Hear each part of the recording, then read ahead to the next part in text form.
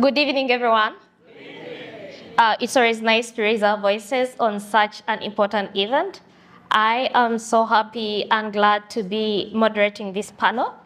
I believe I share a background with each and every one of you. I am from Uganda, and I'm happy to see my president. You're welcome. And I am an administrative assistant. I work at UMass in administration, and I have worked as a scheduler for the McCormack department. So Africana Studies was under my supervision. So I'm glad to see you. And I'm glad to see you, Professor John, from New York University, from Africana Studies as well.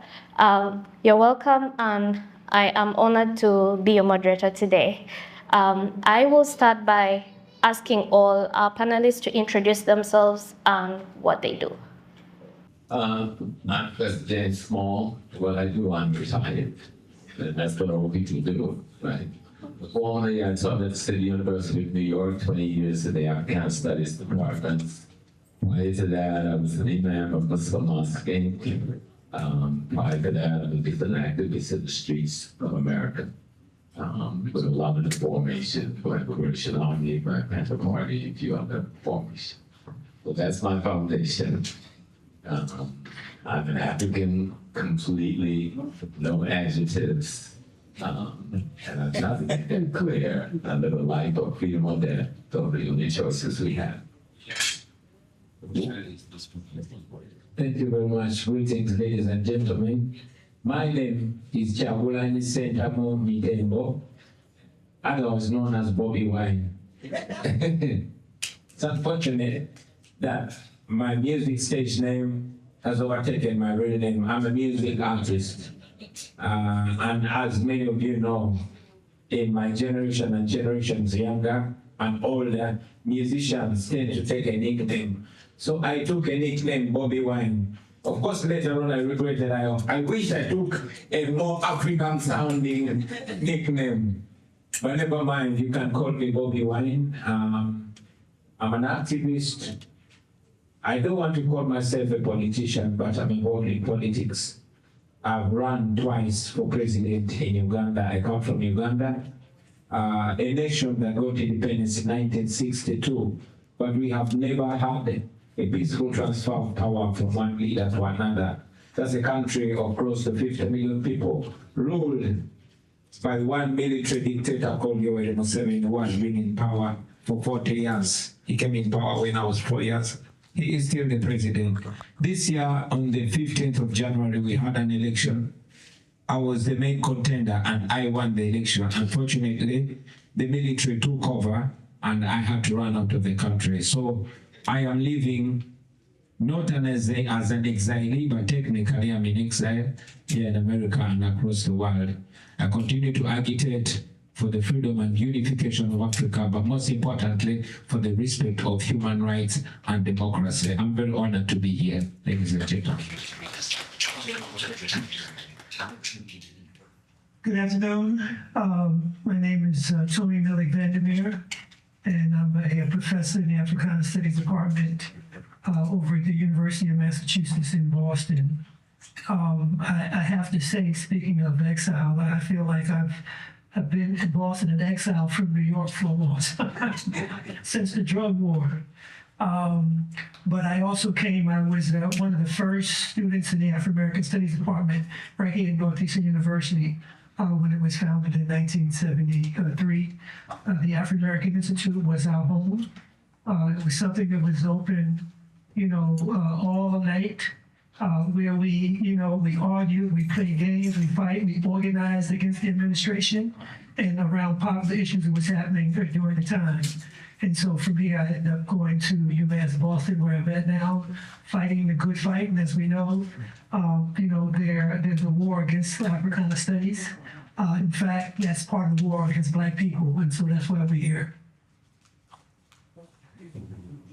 In the name of Allah, the Beneficent, the Merciful, I bear witness to the oneness of God, and I bear witness to the oneness of this prophetic community, from Abraham to Muhammad.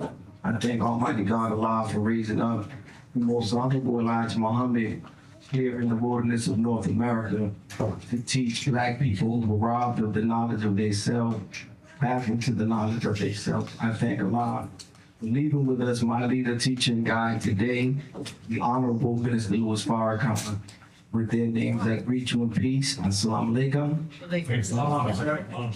I'm Student Minister Randy Muhammad.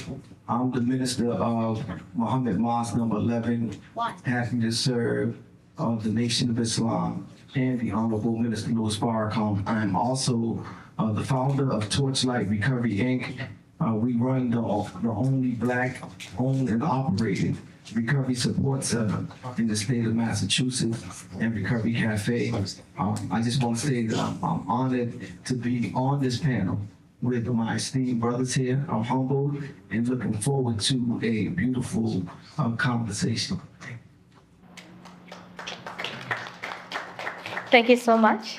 And we can start. The first question is, can you please define Pan-Africanism? What does it include? Can you please define Pan-Africanism? What does it include? My definition is very simple. It is a unification of African peoples worldwide. No question, again, no adjective, no qualification. The unification of nearly 2 billion people. Probably the largest nation on the earth. But because we are disunited, we appear to be the smallest nation on this earth. On the continent alone, there's 1.something billion people. And scattered across the Caribbean, Central South America, and the Americas. And with Asia, we have close to another billion diasporans. And we have failed to unite them around 3 elements: economics, politics, and culture. And I would add the 4th element, you call it spirituality, but I'd rather call it African sacred science, which you sometimes call religion. All people have at its core their concept of divinity, their concept of what makes them human, right? So that's what I call African sacred science. The economics, and that is the wealth in your environment. The politics, that's the management instrument for the wealth in your environment. And your culture, that is the socialization instrument for your environment. Those 4 elements should be the things that unite the African peoples worldwide into a one world nation of people. That I consider to be Pan-Africanism.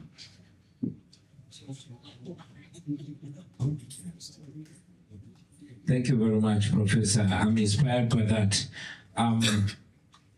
Before I say anything, I'll request you to understand me, because I view things probably in a more pragmatic way, being that I come from the continent and I live on the continent in real time.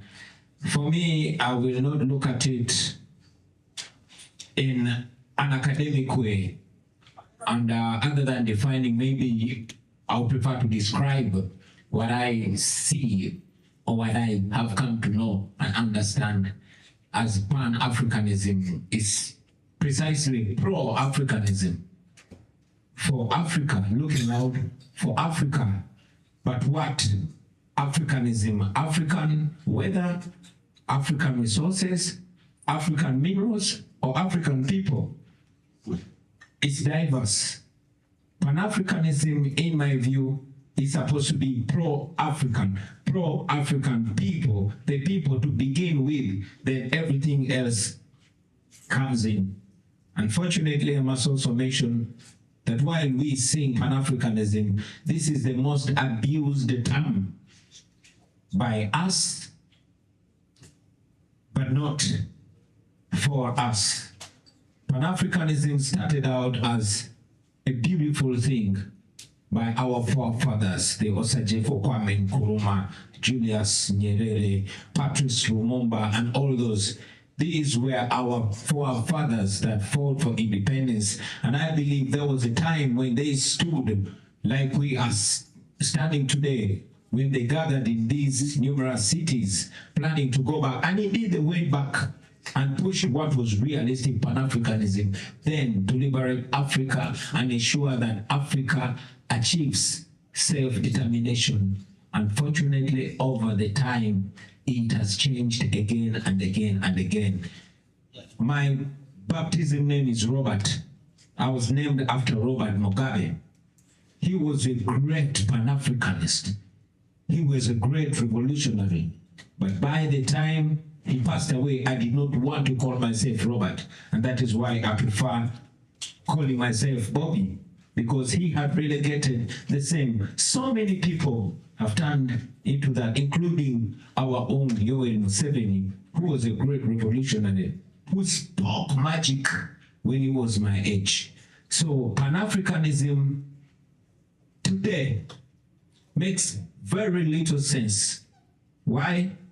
I mean, look at exactly what's happening in South Africa today, which is supposed to be the base of Pan-Africanism, which is the anchor, which is the collection of all our collective African efforts.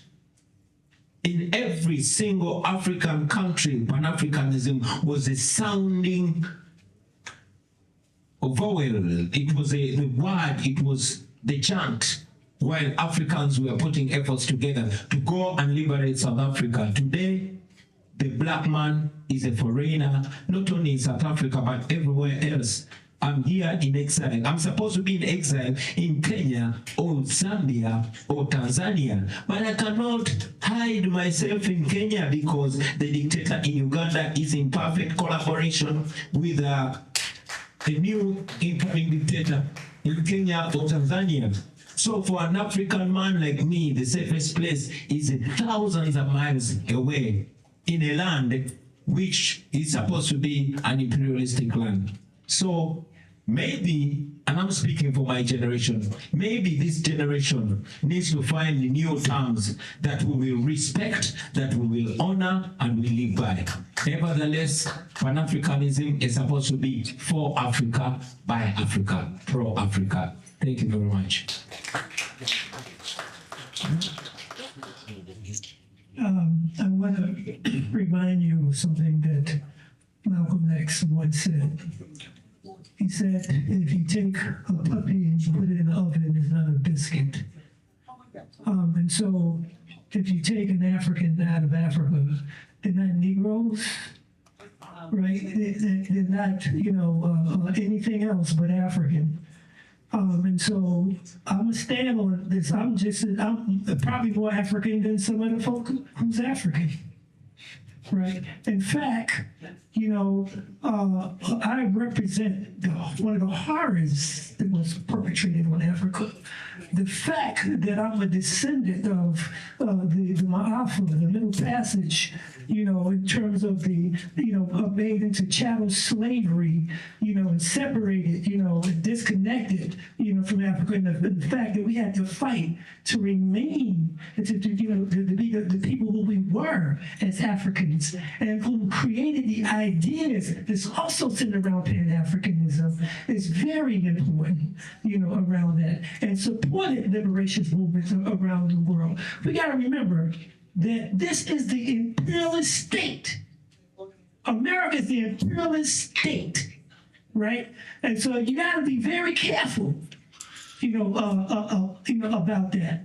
And so, and to your point, is that why is it that other countries are not giving you exile, right? It's because the imperialist state is not allowing. It's the same thing why when the U.S. can blockade Venezuela, or remove the president, blockade Cuba, and tell everybody, if you do anything, we're going to jack you up too. You understand? So we got to understand, that, and I'm going to be straight. Like when you're in exile, right, you got to be careful here.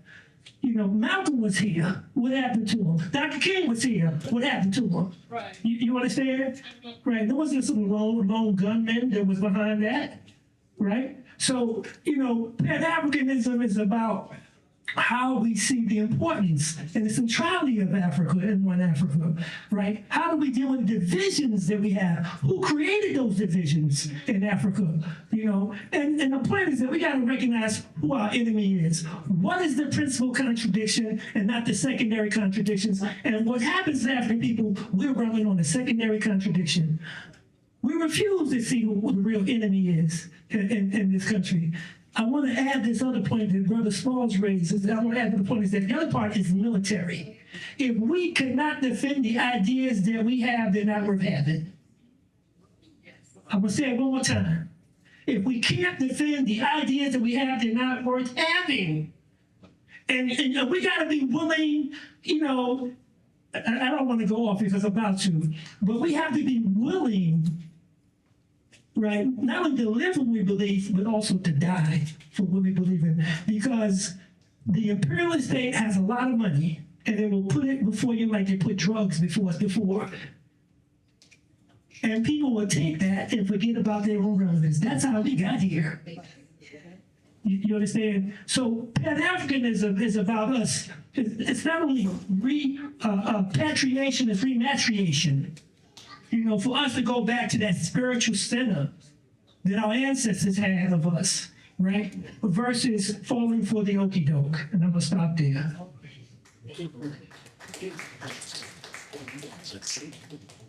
When I think about that question, what comes to my mind is one of the lessons that we were given in the Nation of Islam by the Honorable Elijah Muhammad. He asked the question, why does the devil call our people African?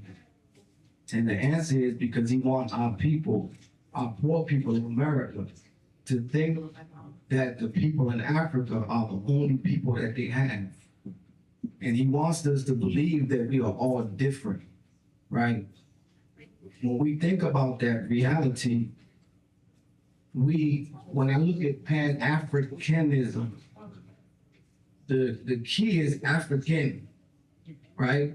It's not Pan-Africanism. So it's not necessarily just the land, but it's the people. And so we can't get caught up in a name because as, you know, humbled to be here with Professor Smalls, I looked at all your scholarship on hidden colors, and part of what a lot of those documentaries revealed is that Black people are universal, right? And the term Africa is a newly coined phrase. The continent went by many other names, Akibulan, or Egypt, or other names that were known.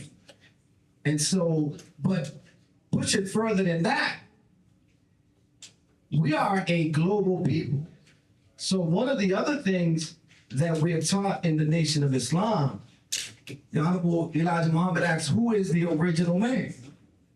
And he says that the original man is the Asiatic Black man, the maker, the owner, and the cream of the planet Earth. But in that context, he's showing us that when he says Asiatic, he's not talking about the continent Asia, but he says that at one point, the whole planet was known as Asia. So you have Asia Minor, right? You have the Near East, the Far East what? The Middle East what? Right? And so the whole planet was once called Asia. And we, Black people, are the original people that came with this planet. And so we are indigenous to the entire planet. Right. And even if we look at the concept of the original people and the root of civilization being in Africa, but we took that original civilization and established cultures all over the planet. So this is why you can look at in Asia and there's pyramids. You can look in the Americas and there's pyramids. There's all of these great remnants of ancient civilizations that go beyond the current understanding of history that we're given in this Eurocentric society. So we are a global people. Now, when we come back to Pan-Africanism, is the idea that the people, Black people, the original people, right? Pan-Africanism, that we have to be for Africa, for the land, and that the land should be for the people. That we are the original people, and that we should come together collectively to benefit from the wealth, the resources of Africa, right? And that we, the Africans or Black people who are from the diaspora, have to make a connection back to the motherland, and that the motherland has to make a connection with the Africans throughout the diaspora or the original people, and pull our resources in unity so that we can all profit and benefit from those resources together. So that's what I believe it is.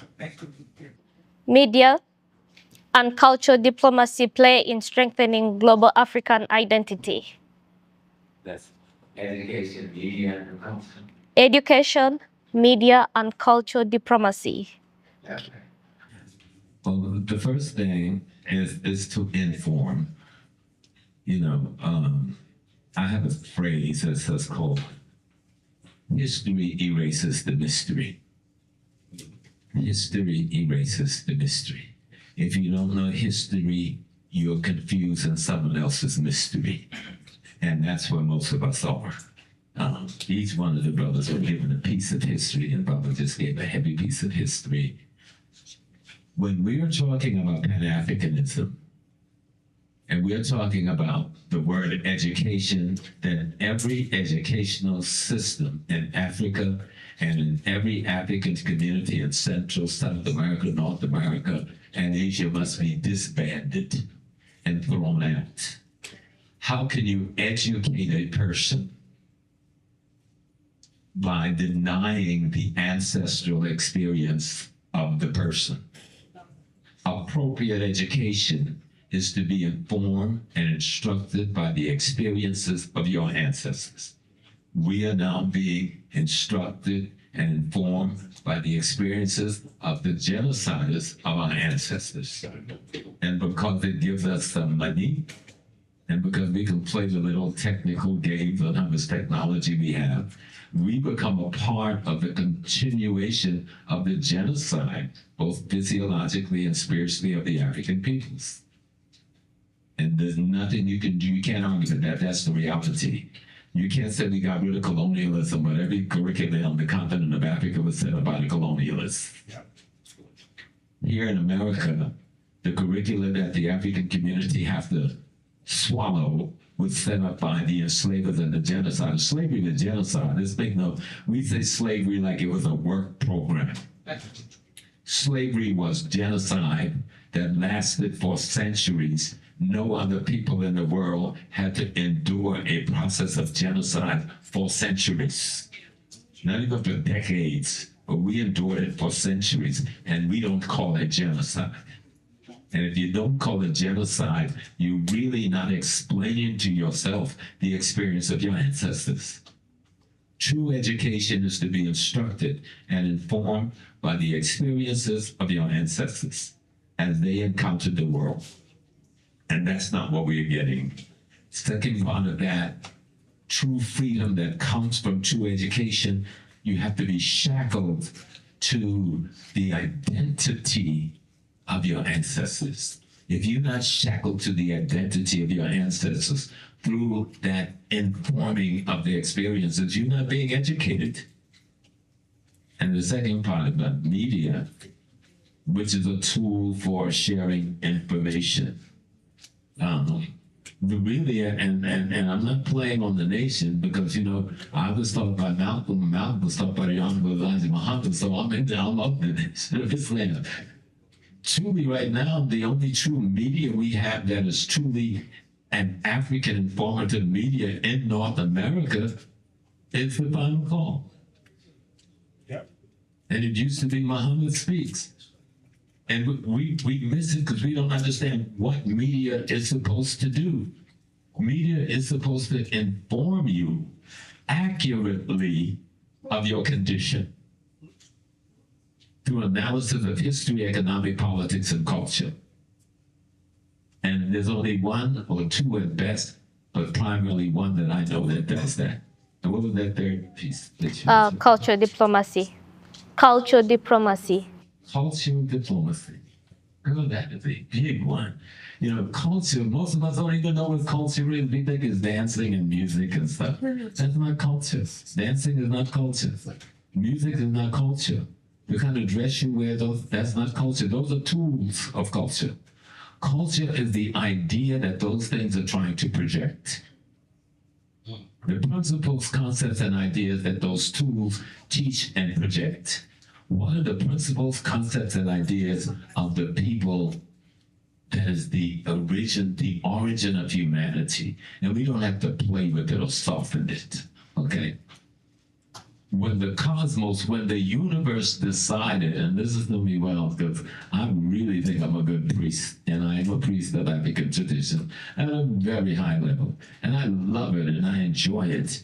When the universe decided to be human, the universe became an African woman. Mitochondria, DNA proved that to be the only fact of genesis of humanity, right? Now, if we understand that, and then we go to culture to cultivate, that's where the word comes from. What are we cultivating? Because it is culture that should protect our people from genocide. And if you're not practicing your culture, you can't protect yourself from genocide. What is culture? Culture is all the things that people do to survive. As a group, from the food you eat to the language you speak, is all designed for your survival. And if you allow that to get distorted, your chances of survival gets distorted. He was talking about Museveni, who's been there. He needs to rest. He needs to step down. There's a time, like I'm going into 81 years. So I stepped down from every organization I was in because there's a time, no matter how much I think I know, there's a point where you cannot give birth. You cannot generate. And so you let the youth come to do that. What you do is instruct and inform the youth so they know the past. And that's the role of culture. Culture is one of the most powerful instruments or weapons we have, but we play with it. We dance to it. But we don't say, what is the principle? What is the ethical, moral foundation that we're trying to sing in a song or show in a dance? When the young ladies were dancing the other one, coming down the aisle today, we saw nice dancing and it was all beautiful. But what was the story they were telling? The necklaces around, like, I'll take mine. I won't go to the camera. I think we had all these beads, they're pretty beads, right? But when we came to this hemisphere and it took away all of the physical things we had to remember how to remember the concept, ideas, and principles. So this, Babaluaye, you know what this bead means? Oh, people say, oh, Babaluaye is about diseases. No, the medical craft, and how they retain the medical craft was to create ideas around this colored beads. So anyone know if I'm wearing this beads, I'm talking about the medicine that destroys communicable diseases. And that group of brothers and sisters who say, I'm the priest of Babaluaye, they're studying secretly on this. We talk about this one. And we talking about at the crossroads. We talking about psychology. This is the African school of psychology.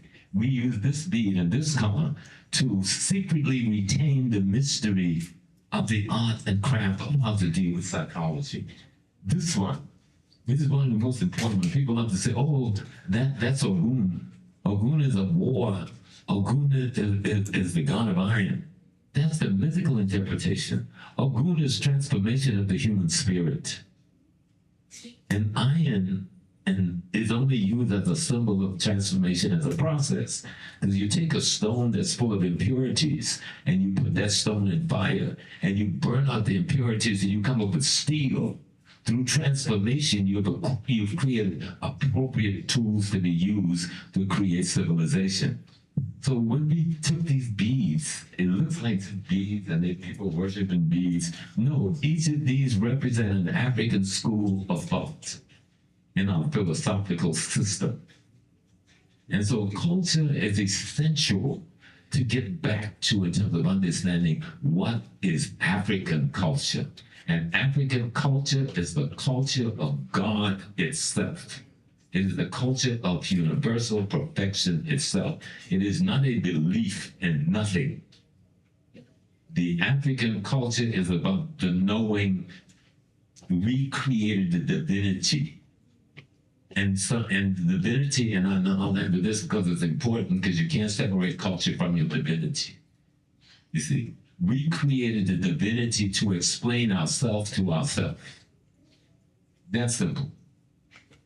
If something is, how do you say, supreme, omnipotent, and all of these big terms, then nothing else can exist but it. So if only it can exist, what the heck are we? It's an aspect of that existence. Every cell in your body can reproduce you. Do you realize that? They call it cloning, right? I can take a cell from the arm, I can reproduce you, one from the butt, just in your perfection. Well, every cell in the body of the divinity can reproduce it. So each one of us contain all of the possibilities of the divinity itself. I know the nation was saying we were God in the flesh, but else God is. But African culture is so key to this concept of Pan-Africanism, because I have to come back to it, because I understand Bobi's frustration, but I may come down to Uganda and help you out. I was going back and forth in Uganda many years. I was there with Idi. I was there when Museveni first came to power. I was there during the Bote. And we see the mistakes made, but we can't confuse the mistakes that's made in our efforts to try to deal with compromising and all of these things dealing with the West without taking into context the role of imperialism. And imperialism isn't a phrase. It's a group of bankers down on Wall Street, okay? Imperialism sits in Washington, D.C. Imperialism sits here in Boston. I lived here for many years before moving back to New York. Imperialism is about the control of the resources of the earth for the few. And they will do any form of genocide to do that. When you see what's happening on that continent, even in South Africa, and right here in America, Foundation of Black Americans, if you do not understand how the system manipulates thought through media, then you won't understand what's going on in South Africa. That's not xenophobia going on in South Africa. That's called British intelligence, Mossad intelligence, CIA intelligence, putting their operative in the field. But you can roll a snowball down the hill. You just have to start with one little tiny snowball. And then it gets bigger and bigger and bigger. And if you put some money into people's hands and they can articulate concepts and ideas, before you know it, the ignorant in our community who is emotionally suppressed, economically suppressed, will jump onto anything to try to find salvation. And it's happening right here in America among us. People saying, we're not Africans. We are from America. We are indigenous. I go to a reservation every other year and celebrate part of my family lineage, but I don't say I'm Indian. And those on the reservation, I have to chastise them for not saying they're Africans. But you got to be clear on lineage. And lineage leads back to Africa. It doesn't matter who you are.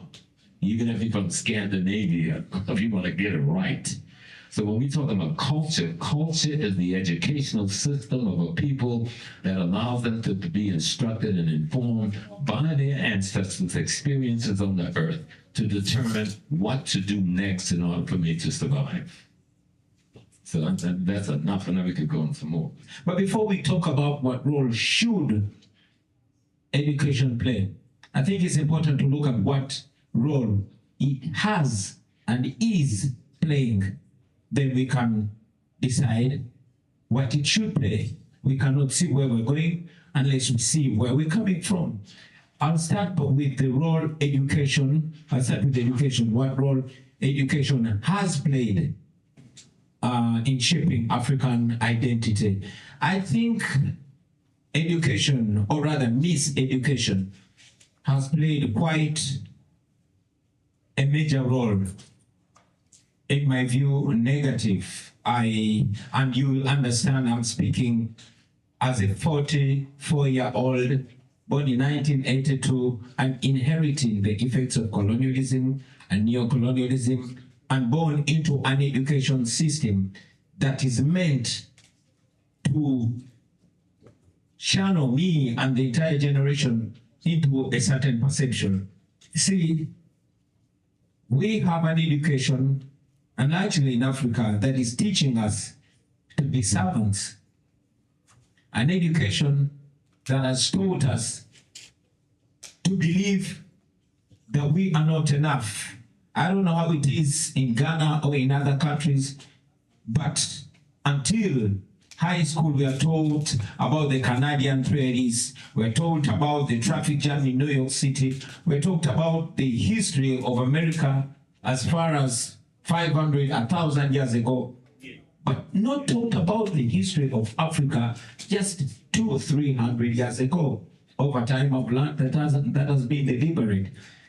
That is why you find, unlike in Japan or in China, an African youth leaving school but learning so much about far away other than Africa. I think that has played a detrimental role, and in order for that education to play a role, it should be centered for self-improvement and focusing on pragmatism, using what we are, focusing on who we are to transform ourselves. It goes further, because most of the education institutions, schools, and tertiary institutions have been religious-based. They're either Catholic schools or Muslim schools and all that. And we must understand, with all due respect to our religions, that religion was a major tool in the colonization of the African mind. And therefore, it is teaching us that we are not enough. It is to teach us that I must have a name Robert, and it must be my first name, and my African name must come next, and so on and on and on and on. That's why I believe that the major thing to do in our education system is to re-educate the next generation, to make sure while we learn, there's a huge effort to unlearn what has not worked and to relearn what has been taught wrongly and differently. That's my view. That should focus on our health, how to develop and purify our own health system and medicines. From where I stand, I have a grandmother that never went to school, but could look after pregnant women and deliver them, that knew the healing of most ailments and sicknesses. Unfortunately, that has been deliberately fought with our education, to the extent that the modern pharmaceuticals have actually pushed it down the minds and throats of our people that our traditional medicines are bad. Unfortunately, many of them, we've lost them, and it has not benefited us. But this begins and falls with leadership, because our leaders know. But the policies have always been influenced from the West. While we blame the West, I think we have to take the blame, because in our case in Uganda, we got independence 64 years ago. 64 years is enough for us to shape our own way, if at all we want to shape our own way. So the education, in my view, should be focusing on, when I was running for president, our education was focusing on 4 major channels. That is the academics, yes, the arts, the athletics, and agriculture. In my view, that education alone will be able to transform, because we don't only look at being doctors and engineers, but we need to understand that we as African people, our bodies are blessed with that ability. How about we understand and study the science of abilities so we can own the arts and the athletics way, like it has been in the history that has been rubbed away from us. That is my view about our education. Our education, in order to shape our African identity, it has to be shaped in Africa, with African values and with an African agenda, not teaching, not maintaining the colonial education. 64 years later, in many other countries like Ghana, you got independence way before us. But you will notice that our education still has elements of colonial education. Now, coming to media, in the same way, because our media is largely controlled. The content seems many times to want to channel or to want to associate or assimilate with the West. That is what we, in many ways, define as fashionable and as cool. So that media also needs to be Afrocentric. I'm glad that Africans of today have social media, and we've been able to reshape the content with a little bit more African identity. I believe that is going to revolutionize our media other than centrally controlled media, which we have. The culture, I'm in agreement with Professor. I'm a student of culture. My first graduation was in music, dance, and drama. And just like Professor mentioned, these are just expressions of who we are, which is expressed in our music, in our folklore, in our dance, and in our storytelling. But ultimately, that culture has to be also Afrocentric. Develop the confidence to own who we are, to embrace who we are, to love who we are, especially our languages. It's unfortunate that our languages are not so far-reaching, because due to colonialism, we were largely divided, and you cannot very easily connect all of Africa with one language. Well, there's Swahili in the eastern part of Africa where I come from, but we find that our culture is transmitted in the English language, which is in many ways to the detriment. But owning back our culture and re-Africanizing it, I believe is what's going to help shape it to the African direction. I thank you. So essentially, culture is how we do our thing, right? But, you know, the question of education and media and culture, it's all connected, because we have to ask, well, what is education? What is culture? You know, what is media? And so the real issue is that we are, you know, victims of cultural imperialism. You know, because the culture that we tend to manufacture is the culture of the people who dominate the world, and it's the idea. So in many ways, culture is ideological, because culture represents those ideas. And so are we working in the ideas, you know, of ourselves, our ancestors, right? You know, what Brother Smalls was demonstrating when he was showing you his Lekis. And he was saying that this comes out of a school of thought that was philosophical in nature. It was an education, the indigenous education of people, and the symbols and the icons that they use to educate themselves and pass on that knowledge. Many times when it was, you know, more indigenous and oral in terms of how we learn through apprentice models, right? So I'm not going to poo-poo, you know, the system, but it's who's in control of the system. whose ideas are being manufactured in that system, the same with culture. You know, part of our problem is because of culture, when you look at the images they portray, how they portrayed Africa, how they portrayed black people, you know, as being less than, and white supremacy being more than, and so forth. That's a product of culture. That's a product of media. That's a product of education. You know, Malcolm X had raised this question a long time ago. He said, who taught you to hate yourself? From the top of your head to the soles of your feet, right? And so we've internalized that and we passed that on. I mean, look at the programs that we have on TV that some black folks own, right?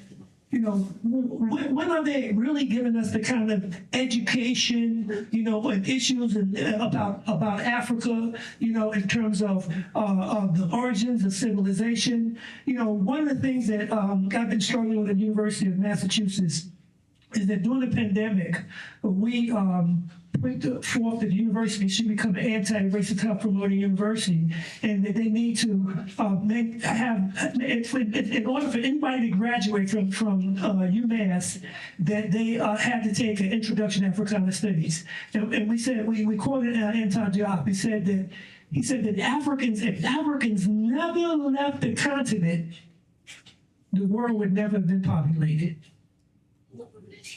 Right? If Africans never left the world, so then how is it that people do not know that the parents of civilization is African people? So if you hate African people, you hate yourself. Right? And so when we look at the way that, you know, white supremacy and racism is being employed, right, it minimizes Africa, right, and African people. So that what we say in African in order for anybody to graduate, they have to be re-educated. Now, the problem is that we have to re-educate some of the professors who are in Africana studies and black studies as well. Right, you know, because some of them come in various disciplines, you know, and versus from from Africana studies or black studies, and then they go into these departments and still don't understand the centrality of Africa. Right, so there's a lot of work that we have to do. So education plays a very important role, but for who? Right, and same thing with culture. And so one of the things is that we have to begin to respect, you know, the indigenous knowledge that comes from our ancestors. We throw it away, right? And we make it hocus pocus and magic and witchcraft. And I'm going to be clear. When that brother showed that film here last night, and you had, you know, the priest doing something and the whole drum says that, yeah, you got to be careful with the images and the symbols that you project, right? Because then people get miseducated about what traditional African belief was about, what spirituality was about, what those kind of rituals were about. You know, they were about healing in many cases. They were about knowledge transference in other cases. They were about passing on the lessons of the past so that we could have the insight into the present and the future. Right? Well, we take it and we dismiss it and we believe the knowledge and the education that somebody else has taught us based on their ability to control and dominate us. Right? And so with media, we are part of the media. When we leave there, people ask, what'd you do? Where'd you go? Well, I went and we talked about Africa. We talked about this, we talked about that. Versus we talk about something that's completely irrelevant about our existence, right? So we have to learn, how do we spread the word? How we promote the word, right? How do we begin to control? This is what Marcus Garvey was about in terms of, you know, setting up a press, right? And talking about the centrality of Africa. Where's our press other than the nation, you know, of the final call, right? Where's our international press? How do we know what's going on internationally? When somebody tells us something, can we believe it? Especially with AI, especially with Donald Trump in office. He lies to us every day. Right? And the media let it slide, right? So we have to think about, how do we educate our children? We have to think about the culture, the way we do our thing. Now, that doesn't mean that the way we do our thing is positive, because people do their things in the negative. We have to look at a more positive, revolutionary aspect of how we understand culture versus the reactionary aspect of culture, the kind of culture imperialism that Assad Shakur had talked about. Thank you. This question is very important. and very near and dear to me. I'll say to answer the question, what role should education, media, and culture diplomacy play? A central one, right? A very important one. The Bible says, my people are destroyed from a lack of knowledge, right? And that is a reality that exists among us as a people. I can speak to this question as a Black man in America who came up in this system.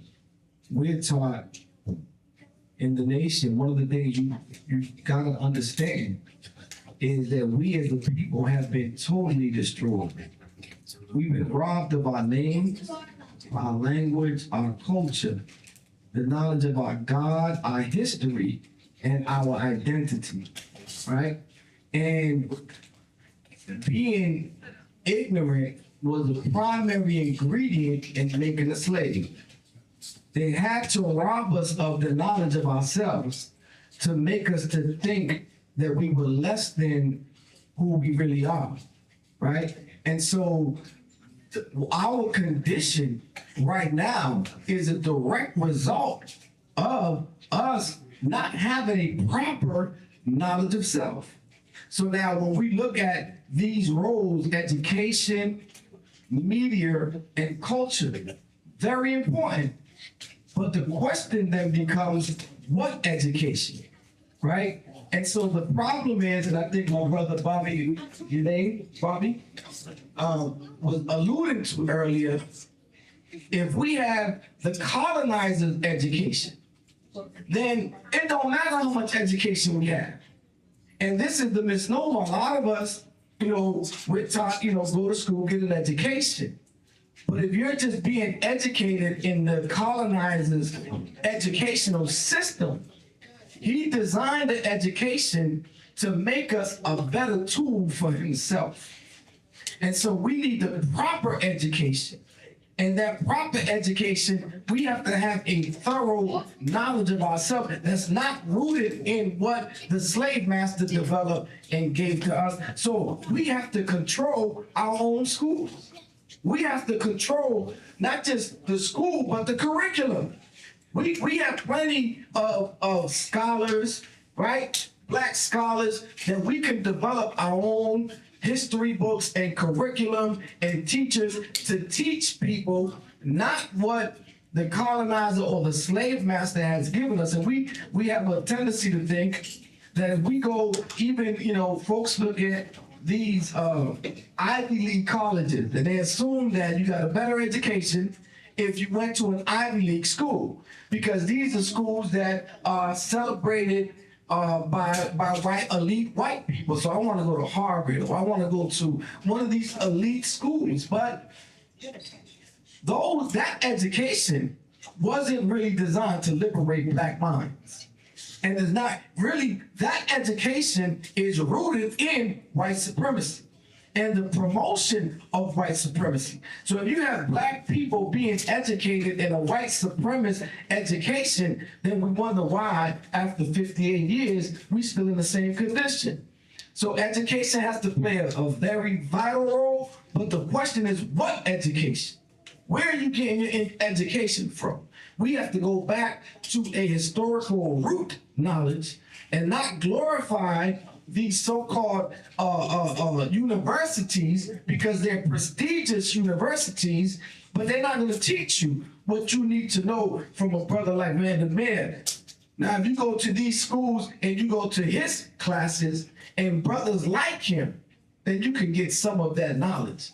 But again, I don't think they have you in Harvard or Yale, right? So education is very important. They don't even want them in UMass, right? So education is important. We got to control the education. Now, the other two, as far as media, is very important in culture because they play hand in hand. So now, when I think about media, one of the things that we deal with is we talk about social media.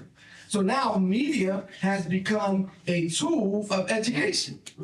There's a lot of people that get their information from social media, whether that's Facebook, Instagram, TikTok, or other social media platforms. even YouTube, right? But the problem with that, most of those platforms are not controlled by us. And so, you know, there's a monetization. And unfortunately, what we see is a degenerate subculture that is being promoted, and that get likes and shares and views, all kind of ratchetness.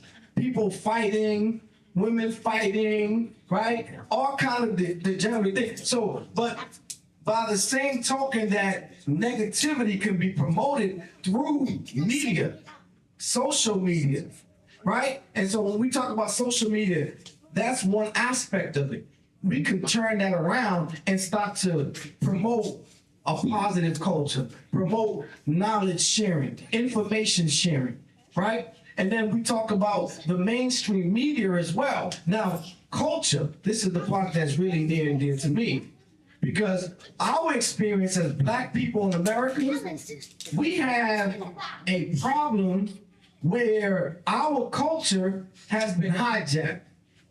I'm a product of the hip hop generation. Proud to say that. And in truth, hip hop led me to the Nation of Islam. Because in the late 80s and 90s, hip hop culture was conscious. So the rappers were talking about Africa. They were wearing red, black, and green. They were talking about Malcolm X, right? And it was from a rapper that I first heard the name Farrakhan. And I was a gangster in the street. I wasn't a church going. I grew up in this messed up situation. But it was through hip hop that I was into, where I heard the name Farrakhan, and it drew my curiosity to listen to him. And when I listened to him, I had a spiritual awakening. And it led me on the trajectory and the path that I'm in now, right? One of my favorite rappers back then was KRS-One. His name is literally an acronym that means knowledge reigns supreme over nearly everyone. They were promoting the idea that knowledge reigns supreme. Now, why am I saying that? Because fast forward, though hip-hop culture started conscious and positive, it was hijacked intentionally. And so now, those that own the record companies, I'm not talking about the top rappers, right? Whatever rapper you think is the top artist or whatnot, they are on a record label that's owned by rich, old, white men that own the labels. At a certain point, they seen the power that culture had, because young Black youth were becoming militant. They were becoming educated. Remember, we were wearing X hats, X medallions, right? They flipped it and they began to support a subculture, what I describe as a genocidal, self-destructive culture, which promotes drug dealing, drug selling, being a gangster, being a thug, and for the women, it promotes being a woman that sells sex, who's a stripper, and so forth. Right now, one of the summer anthem is a young lady who's promoting scamming and boosting, and people think this is cute. But they have weaponized the culture, right, to promote this degenerate behavior, really to criminalize us. And so culture is very important. I stand here as a witness and testimony on the effectiveness of when culture and the media is used appropriately, how it can be a tool of liberation and education. So in closing, all of these play a vital role. But again, we have to control the media. We have to control the education. If we don't own and control the sources of the media, the information, and the culture, then we're going to be subjected to the oppressor who owns these mediums and is going to continue to dangle a few dollars. You know, to a certain degree, I can't be mad at the rappers, because when you're coming up in poverty in the ghetto with nothing in the projects, right? You could, if you have good guidance, You can be guided and go to school, but most of us don't. So most of the leaders that we look up to is the drug dealers, the gangsters, right? That's real. If you coming from a broken family, I can tell you my story. And so if that's the option that I had, I could be a gangster, I could be a drug dealer, right? Now look at the rappers. They can either sell drugs or they can rap about selling drugs, right? And if they can get more money rapping about selling drugs than actually selling drugs, to them, that's a better option, right? But the problem is the record labels that manipulate the poverty that our people are in, that would celebrate and promote these folks to promote crime. So, I mean, literally over the airwaves, over the radio, if you turn on the mainstream media, you're gonna hear a young woman who's glorifying scamming and boosting, which is crime. Or you're gonna hear rappers that are glorifying being drug dealers and thugs. In what society is it okay to publicly celebrate and promote criminal behavior? This is done in our community as a tool of re-enslavement, because when the Emancipation Proclamation and the 13th Amendment was instituted, there was a clause that slavery had been abolished except if you have committed a crime. And so the goal has always been to turn us into criminals to justify our enslavement. And they're using the media, the education, and the culture to reach that objective. Thank you so much. To add to this question, I wanted to say that we all undermine the role of the art industry, that's film and music, in their determination on education and the improvement of our identity. The film industry is one way that has a faster way of re-educating our society of who we are, how strong we are, how important and powerful we are to the society, and how we can redevelop, build trust between continental Africans, African immigrants, and African Americans. The most practical steps they can take is to abolish the borders of the continent of Africa. Now, short of removing what the Europeans did in the Berlin Conference, because we didn't put those borders there. And here we are fighting over them. We have killed millions of our people over some artificial construct the Europeans put in place when they wanted to steal our continent. If they can't do that, and I know they're not willing to do that, because then you can't be Mussolini, you can't have a kingdom. So I don't want to get angry at me when I come to Uganda next month, but the next most practical thing they can do, and I think they're beginning to do that across the continent, is abolish the need for a visa to move from one nation to the other. That is one of the things that can be done. Many of the nations are doing that now. And so that is a good steps. When it comes to the diaspora, the early, there's two diaspora, and we confuse it sometimes and sometimes deliberately. There's the modern diaspora that has voluntarily left Africa for economic reasons primarily. Then there is the old diaspora who was brought here as prisoners of war, for which I'm a part of. And we make up, just in North America, 50 to 60 million people, which makes us the fourth largest African nation in the world in terms of national boundaries. The African Union created a verbal concept called the sixth region. They've never implemented it. The sixth region, as a singular region, cannot cover administratively Central South America, North America, Europe, and Asia. That's too big. They need to create a 6th, 7th, 8th, and 9th region that covers each of these regions. There should be a region for the Caribbean. Yes. There should be one for South America. There should be one for North America, and there should be one for Europe.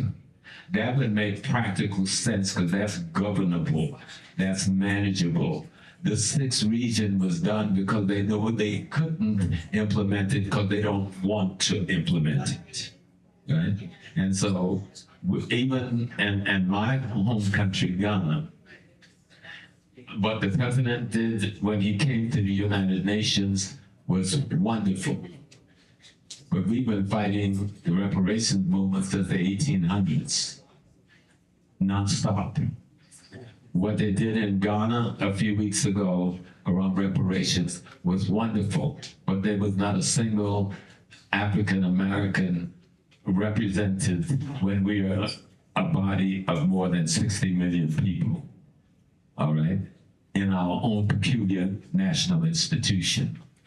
And secondly, many of the nations of the continent have the tendency to come among us and the people, not the Caribbean, because the Caribbean have nation states to govern them. But the black people in Central, South America, North America, we don't have a nation state. We're a national African population. And so they come and they pick our leaders. Let us pick our leaders. Let us tell you who sits on the councils. Don't tell us. Don't pick somebody from the Black Caucus. They don't represent us. Right? Don't pick Reverend Sharpton and the lawyer. They're not into Pan-Africanism or nationalism or freedom fighting. And then because they're popular in America, have these people represent us.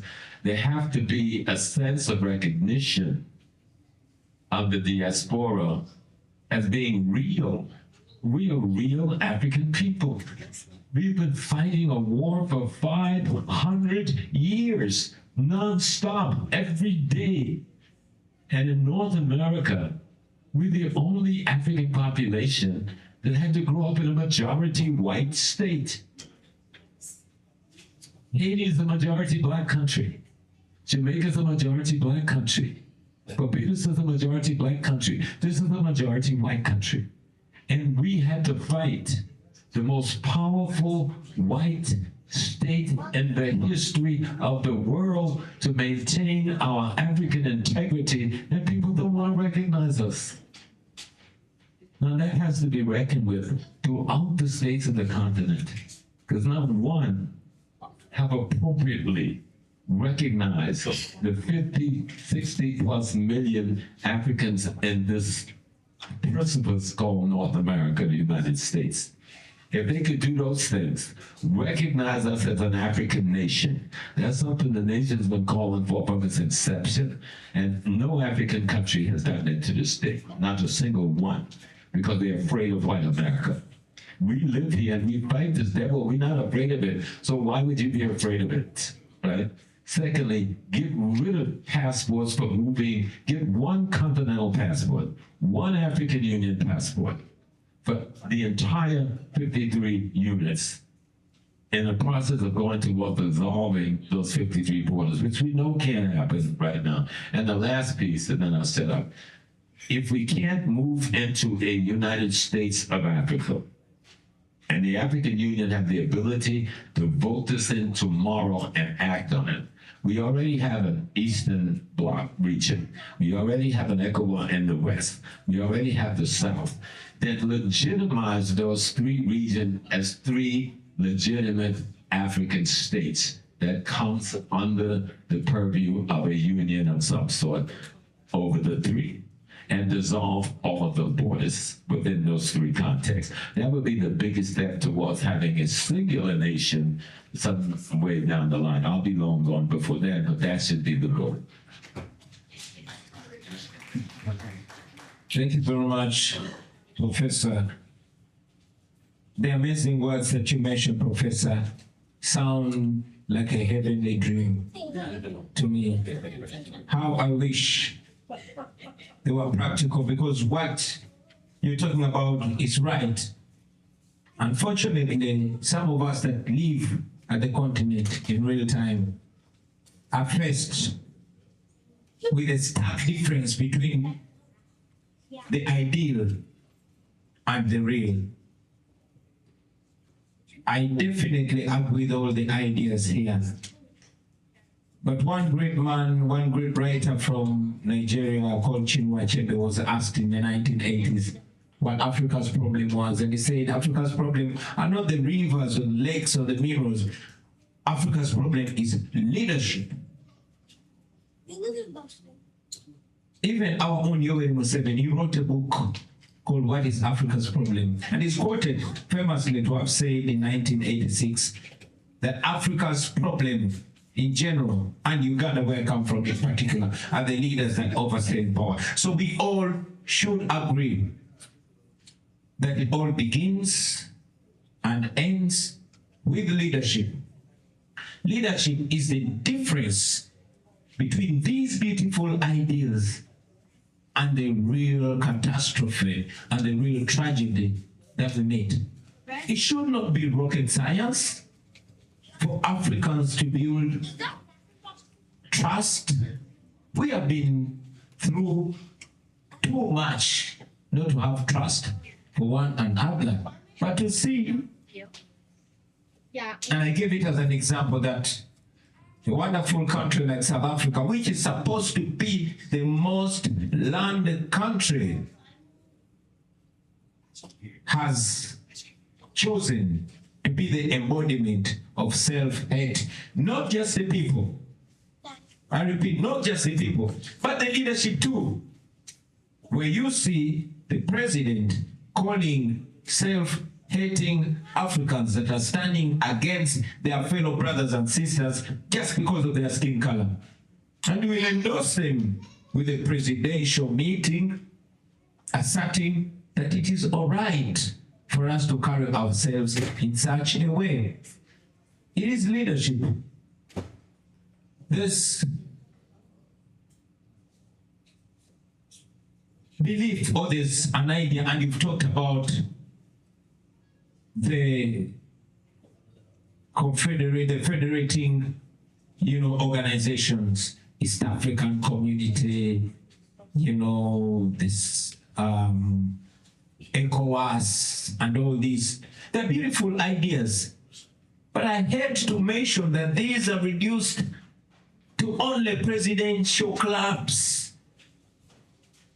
If we must bring Africa together, it is not the leaders. These federations must not be political. They should be social to begin with, bringing people together, not bringing leaders together. Because leaders use them just to look out for each other's power and to consolidate each other's stay in power. Otherwise, almost 70 years later, why are we still divided by these borderlines? As an artist, I could only reduce this in a little a cappella and say, it was not our choice in 1884 in Berlin when them sit up on the table and they scramble and petition for African land. Right now we're living by the borderlines. It would be easier if I never had to get a visa to see my little sister in Tunisia or Namibia. But look here, 142 years later, we are still living by the borderlines. And why can't we see its divide and rule?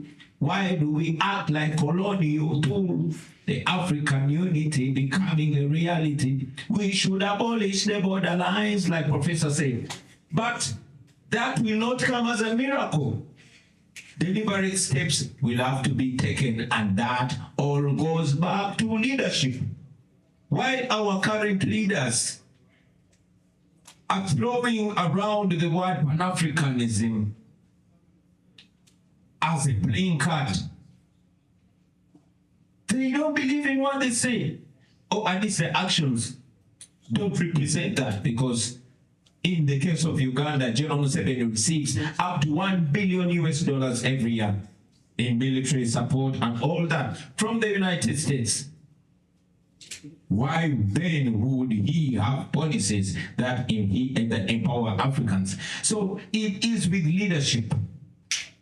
These steps must be taken by the people to assert themselves and hold leaders accountable and ensure that leaders drive Africa into a direction that they want. Other than that, I want to believe that each president wants to keep their own enclave. One that has Kenya will keep their Kenya alone. One that has Uganda, Zimbabwe, Ghana, each one will want to keep their own enclave alone so they can control their own people. These, in my view, are only farm managers. It's just a continuation of neocolonialism. I'm sorry to mention or to be too blunt. I thank you. You're right. But I want to add a caveat to it because my area of study is around leadership and change.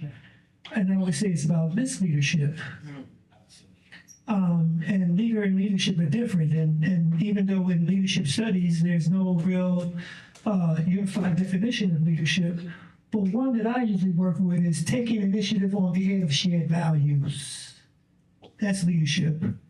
And so it's not, particular, anybody could initiate leadership. Our mothers demonstrate leadership because they take initiative on behalf of shared values every day. You understand? But to your point, it is that divide and conquer is based on the colonialism. You understand? And so this is why mass movements are important. So it is through mass movement that things are going to change. It's not through some individual who could be swayed by $1 billion, in the country and so forth, that we have to look at it. So I think that, so trust is based on the kind of relationships that we have and the things that the work that we actually do. I think that part of it, particularly around those in the diaspora, those African Americans, right, is where the curriculum in Africa, and I don't know, I just want to know because I haven't seen it, where there's in the curriculum, in the schools, they teach about the Ma'afa, they teach about how we got to the diaspora, how we got to the Americas, right? And who is, lighting that candle for us to come back, right? And talking about that, and because this is how you begin to bridge the gap. But as a brother Rodney said, excuse me, is that if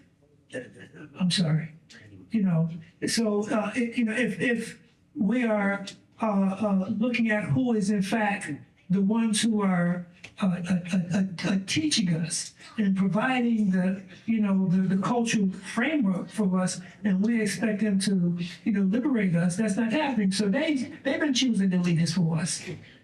This is the exact point that's happening in Cuba today, right? It's like, we want a regime change, and we will hurt your children, we'll let them die, we won't let them have any oil or electricity until, the leadership change. So they're not worried about the people. They're worried about who they could put there to say, well, these are the business transactions we want to make or we want to do, and you can benefit. That's not in Cuba, that's in Africa, that's been in Africa. What happened to Patrice Lumumba? Right? What happened to the African leaders who have been assassinated? And what will happen if we don't protect those who are standing up on principle and demonstrating leadership based on the needs of the people and taking initiative on behalf of shared values? So trust goes a long way in terms of how we begin to educate people about the divide, about the history of what's happening and how Africa has gotten to the point that it's gotten to. Because even here, everybody in this room, have an important role to play in sort of addressing the misleadership and misunderstanding they have about themselves and our responsibility. Because ultimately, it's our responsibility in terms of what we do. But we make decisions because we end up being collaborators with the same system that oppresses us because we scared. We scared. Right? We addicted like a dope fiend to the privileges that they give us, right? And it was really to challenge them, right? And there was a saying, I think the last poet said, blessed are those who struggle, for oppression is worse than the grave. It is better to die for a noble cause than live and die a slave, right? We ain't ready to go that far. And until we're ready to go that far, that's when we're going to really have some real Pan-Africanism, right? You understand? Because there has to be a consequences, because when the people in power realize that they could bleed and die too, they gonna think differently. Now that don't mean don't get me wrong, right? We gotta be careful, because these folks is armed to the teeth. They're armed to the teeth because they use education, culture, media to do their job, right? Right? So we gotta be careful and sophisticated, right? But we gotta be ready to answer the call, because the truth of the matter is that as bad as we think things are now, they're not as bad as it's been. And the truth is that before it gets better, it's gotta get worse, so that we become convinced that these folks ain't playing.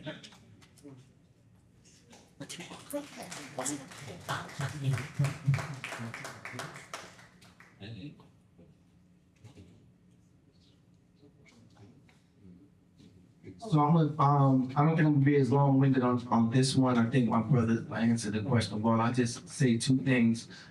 First is decolonization, right? I think to build trust, it's hard for Africans in the diaspora. And then particularly, again, I gotta speak from my perspective. We as Black people in America haven't been destroyed. However, we also have received divine revelation in the form of the message of the Most Honorable Elijah Muhammad, who gave us and brought us into a knowledge of ourselves, right? When you were speaking earlier and you was talking about the schools, but they can't be the Christian school or the Muslim school or religious school. That'd be a fact-based school, right? I agree 100%, because religion has been used and has been weaponized against us as well. Out of the experience of the Nation of Islam, we were given a theology that's independent of the slave master.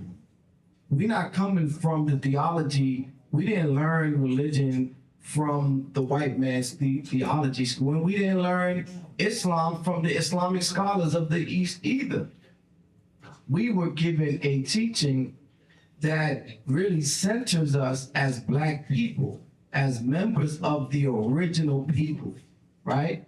And so again, as I said earlier, we are taught that the Black man and woman are the original people of the planet Earth. The makers, the owners, the cream of the planet Earth, and God of the universe. Now that's a deep spiritual teaching that centers us in us. Now, for those of us that come up under that, now we have a heavy sense of self, rooted in Blackness, all the way to God. Our God is the Black man, right? So now, if we're building relationship with African continents, or African countries, excuse me, but the country still has a colonized mind, right? Still promoting the colonizers' religious views, educational views. Then, when we turn on the TV and see African nations wearing white wigs, right? You gotta wear a white wig to show that you are official. You still gotta imitate the oppressor, the slave master, the colonizer. It's hard to trust, right? And so that colonized mind produces self-hate. So one of the things that we deal with over here that a lot of Black Americans are dealing with, and it contributes to what you spoke about earlier, Professor Small, about this backlash of Black Americans who are shedding their African identity, right? Part of what's behind that is the feeling that oftentimes our African family that come here with a colonized mind look down on Black people that are here, right? Look down as though the Black Americans are less than, right? And don't respect you know, what you was talking about earlier, Professor, as far as coming up in this as a victim of the Ma'afa. When you were talking about, Professor Smalls, being an African nation centered in a white dominated society, and still we rise and still we fight and still we produce culture. But oftentimes, Black Americans are not respected, and I think that that goes toward a colonized mind. So I think decolonization, dealing with the education, the religious views, and then another thing that I think would help build that is opening the borders. But what I do see that some African nations are doing now, which is offering dual citizenship. If we recognize that Black people in America are African, then we should be offered dual citizenship in every country in Africa. Because guess what? I don't know what country my ancestors came from. We were robbed, so I don't know which one it was. So we should open that up and allow for Black people in America to go back to Africa and have access without, and be treated as citizens and be welcomed back. I think these are practical steps that will go a long way to building that trust. But it starts with decolonization of the mind, because Black people in America, yeah, we were enslaved, we were brought over here, we were robbed, we were kidnapped. But on the mainland and the continent, you were colonized, right? Your leaders were killed. And then they put schools in there, and they began to educate us and give us their values and their mind state, which is the same thing that happened over here. So we're kind of in the same boat. We were brought kidnapped, we were brought over here, robbed of the knowledge of ourselves, but on the mainland, they took over the land, colonized it, and instituted their system. We got to throw off their mind state, and then we can come together to the table as brothers and sisters. Thank you so much. Can you give a big hand clap for the presenters?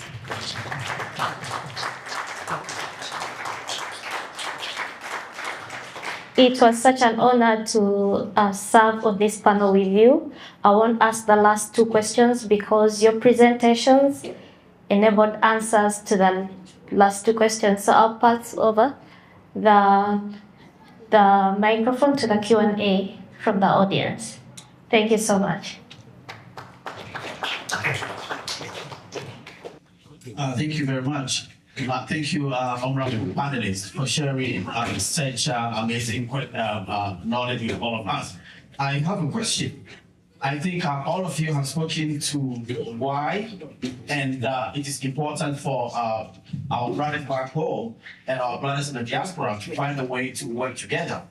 I am an elected person. I am also from Ghana, and I find myself in a lot of spaces where there is a lot of power, but there is also a lot of conflict between African immigrants and our brothers who are African sisters who are African Americans. Specifically, there are two groups in this country.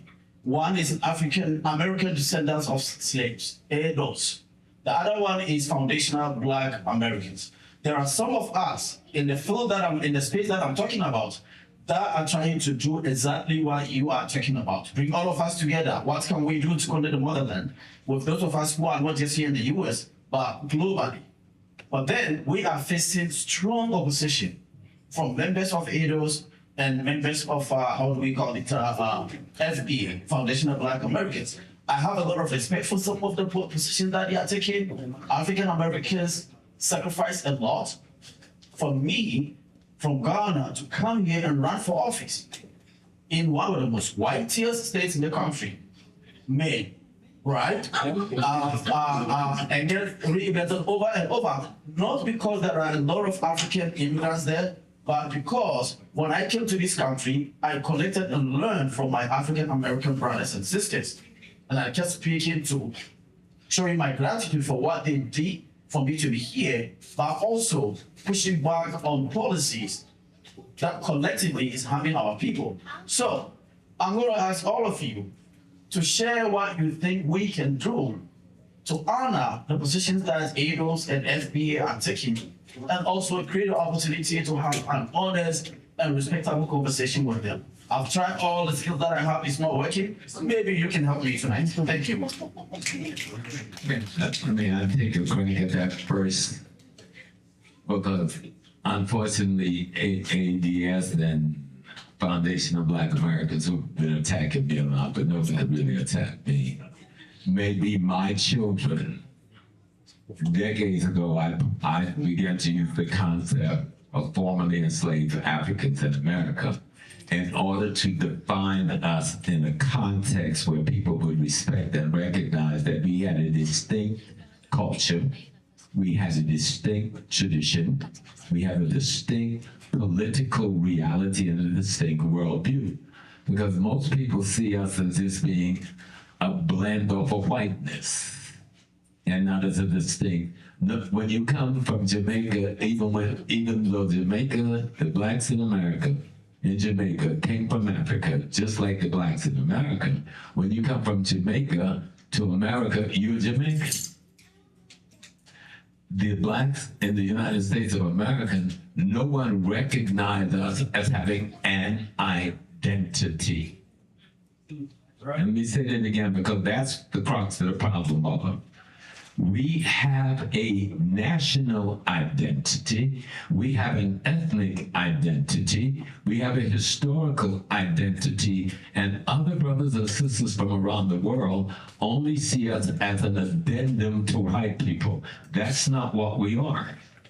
We have waged a race war deliberately for 500 years. No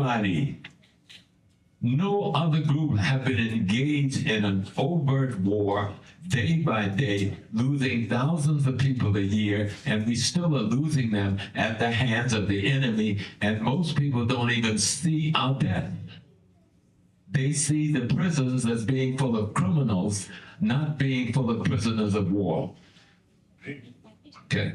And so we have a question, and I don't agree. Here's my disagreement with ADS and with Foundation of Black Americans is not to understand Pan-Africanism, the attack on Pan-Africanism, the attack on brothers and sisters from the Caribbean and from the continent. I understand their self-defense, but that is evil, that is wrong, and I've attacked that internationally. But for the African American population to want to declare a distinct identity, just like the Ghanaian in a false state called Ghana has a national identity. The Ga within that state has an ethnic identity. We too want to have our national and our ethnic identity recognized. And we haven't done a good job of doing it. And so others don't know how to deal with us, except that we Black Americans, which is just a different color of white America. And that's not who we are, you know? I grew up on a plantation in the South.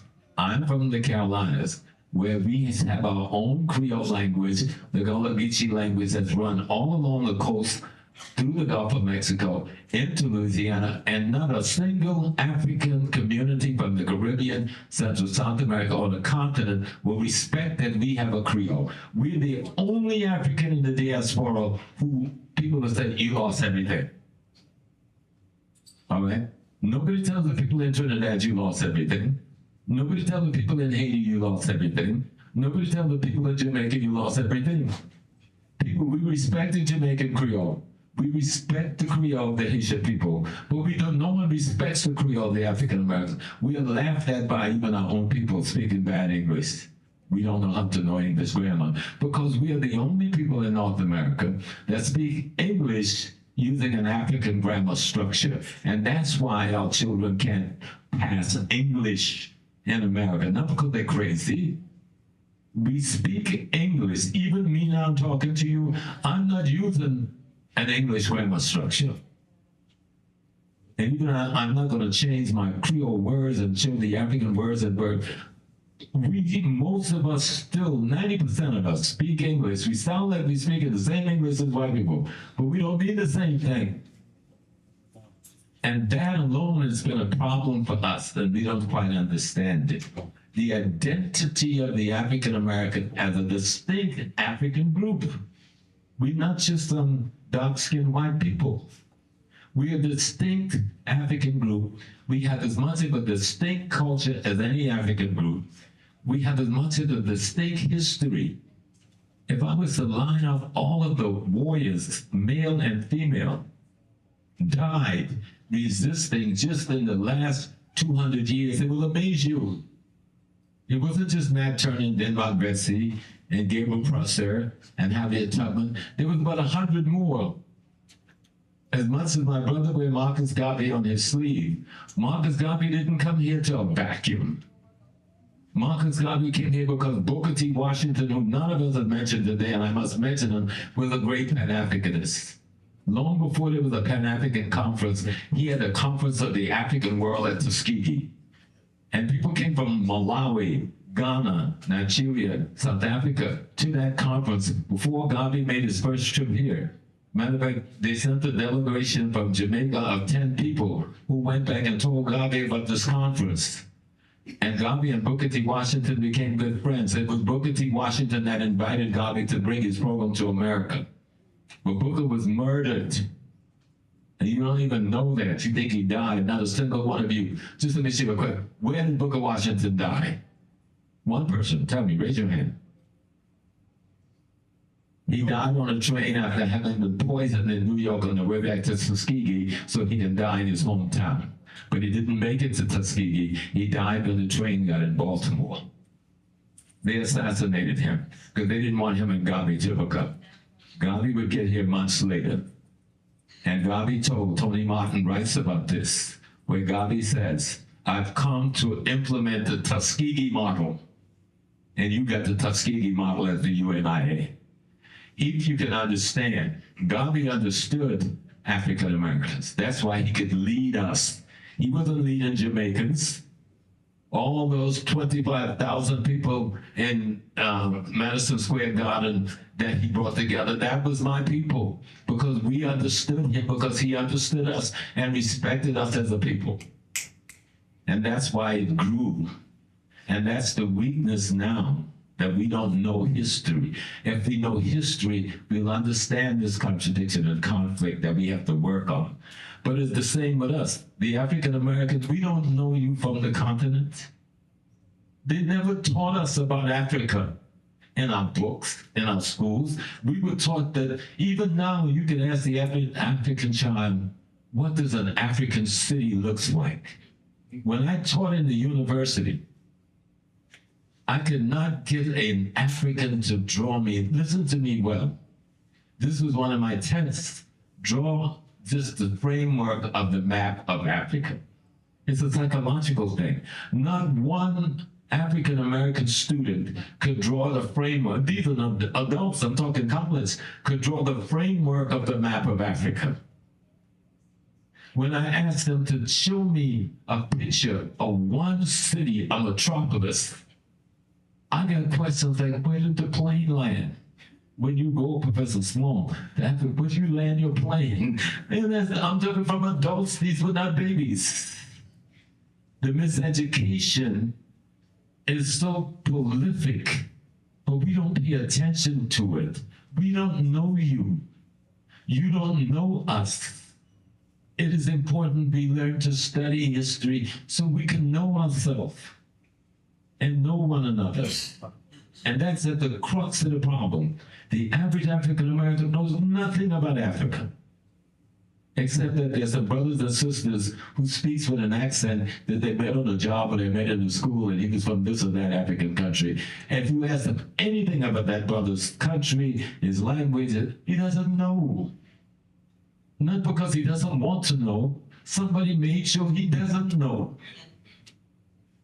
And they've done the same thing with you. I thought to bring a piece of paper that I have in my hotel room that the American government put forth in 1978, I think it was, laying out, and then Brzezinski would do it again when Carter was president, what the American government job was to make sure that the Africans on the continent and the Africans in the United States of America never come together economically, politically, and culture. And that is the international policy of the American foreign policy concerning us.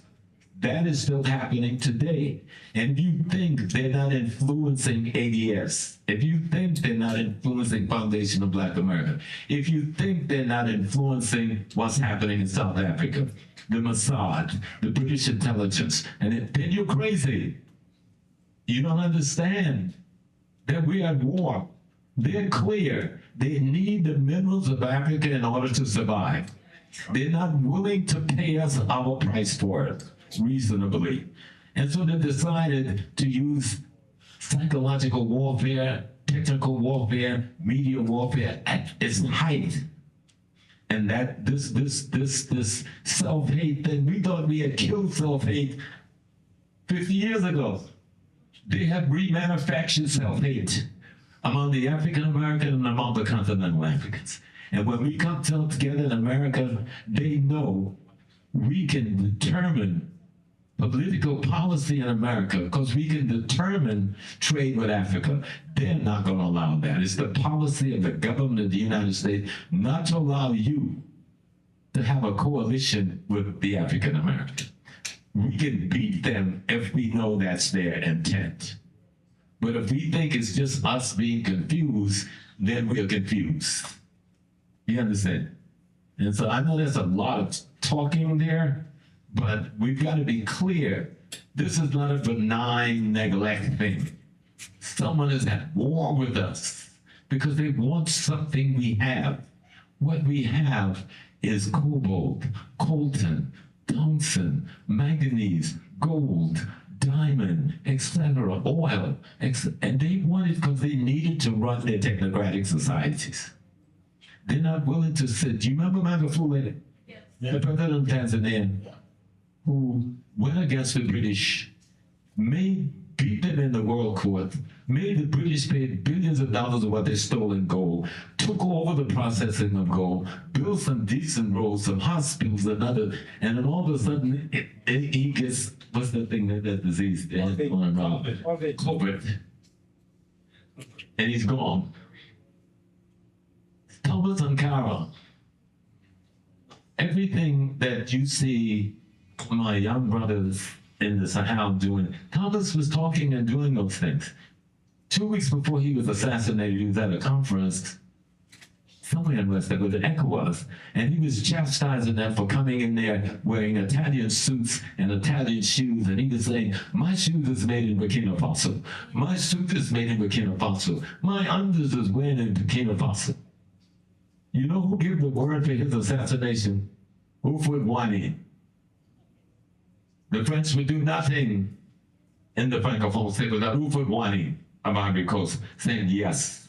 And when Ghana offered to try to get his army over to help him, Houphouët-Boigny wouldn't let them cross his borders. Not that Houphouët was not also a victim of colonialism, imperialism, when we talk about that leadership. They're the leadership, but that leadership was trained and programmed by the same imperialists we're fighting against. And so here, between us and America, we got to override it. That's why the question of Pan-Africanism is essential and important. Pan-Africanism's got to be the word, the way you spell love. Okay? I love you. I don't give a damn what you do to me if you're African, because I know why you do it. We would not exist. There would be no need for the Nation of Islam if there wasn't broken Africans. There would be no need for this conference except that there are broken Africans. Okay? There would be no need for me to devote 60-something years of my life instead of home taking care of my beautiful wife of 36 years and my children who've only seen me half of our marriage, if that much.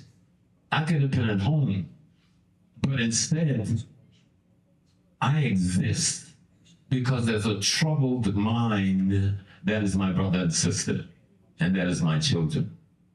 And so we got to be clear about certain things in the Mount End. We've got to be clear about the fact that we are Africans, light-skinned, brown-skinned, short, tall, Malawian, South Carolinian, Brazilian. We are just one African. And when I see you, I see me and nothing else. And to get to that point, we're going to go back to our ancestors, back to our culture, back to our poorer society. We didn't have rites of passage secret societies for nothing. We were socializing the minds of the next generation to lead. But we've abandoned them now. We don't know of the secret societies anymore. And we don't even understand the few that we have. I'm a Freemason, if you can call them free. None of us are free. I'm in Prince Hall. I love it. I enjoy Prince Hall. The attempt was to restore African integrity. I was telling somebody today, when you're in the Blue Lodge, and no one can speak again. I can speak anything I want from the lodge. When you're in the Blue Lodge, you got on your nice little suits, and you look like a nice European American. But when you hit the Red Lodge, you get a dashiki and a kufi. You don't wear them outside, so nobody knows. The whole thing is to take you back to African values, African principles, African interests. The whole history is about African people, but they keep that as the secret. And unless you subordinate yourself to them, they won't tell you that you are the model for which the best of them are trying to copy themselves. So understand the confusion, and let's love each other in spite of the contradiction. Then we can solve the problem. Because I'm going to love you whether you appreciate it or not, because I understand why you don't appreciate it. I'm going to protect myself from your destruction, but I'm going to love you anyway. And the brother, he was talking about the music industry. I have children who've been vice presidents of Sony. I have children who've been CEO of Amazon World Distribution, and I was well vetted. I talked to Tupac 2 days before he called, 2 days before he died. And what that boy got killed for is trying to take over distribution of rap music. Not for no rift between him and Biggie, because him and Biggie was in it together. And Biggie was killed for the same reason. And a few other rappers was killed also, my brothers down in Jersey, and who was a part of that. Teddy Riley had to give up Black Street. Y'all remember Black Street? No diggity? Okay. Well, you know why Black Street died? Because those old white Jews said, either you do rap music or we will not distribute one tape of yours. And so Teddy called a meeting of everybody, and I was at that meeting. And he told them we're going to take 1 year and we disband. Because they're not going to make us slaves. And so Black Street got destroyed because the same old people you were talking about.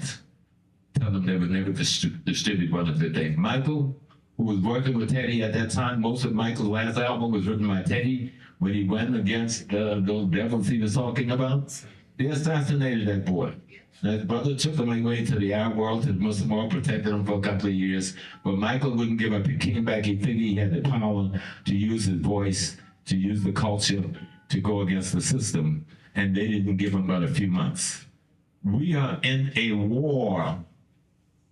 And the war is for control of our minds. Because when we get the mind straight, Africa is free. Have so much useful to add. However, I'll say one or two things. When you talked about the fact that it is not a mistake, it is deliberate that we are divided.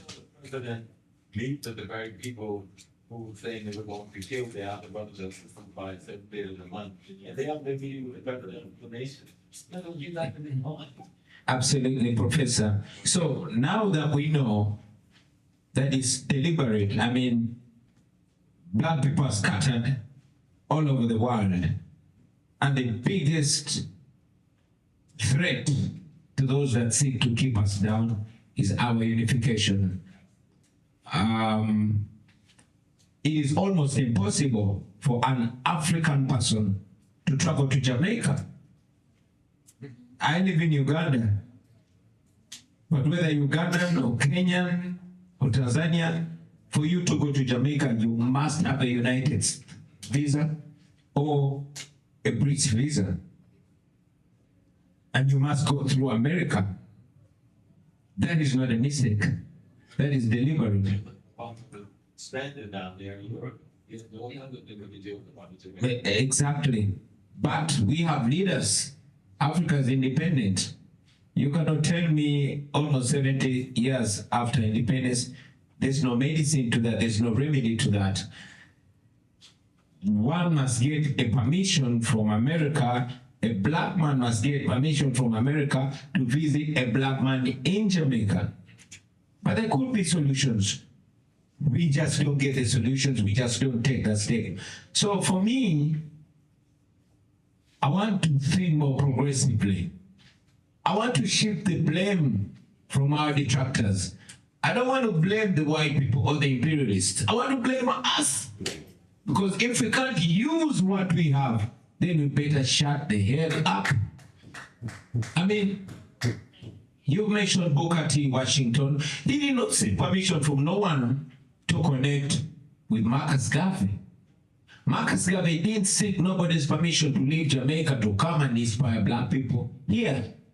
Malcolm X didn't seek no permission to move and go and meet the Osajefo Kwame Nkrumah in Ghana. I want to believe that almost 70 years later, we are supposed to be the new Booker T's, the new Marcus Garvey's, the new Malcolm X. Why the hell are we not them? Seems like we are stuck in the past and we prefer to read from the book of Lamentations rather than the Acts of the Apostles. It is my firm belief that we can do that in our small or big ways. I salute the American black brothers and sisters that took it upon themselves to travel and see them every now and then, going to Ghana and reconnecting with the continent. But you've mentioned it. It is not a mistake of our distractors that a 20, 30, 40-year-old black American cannot draw a map of Africa.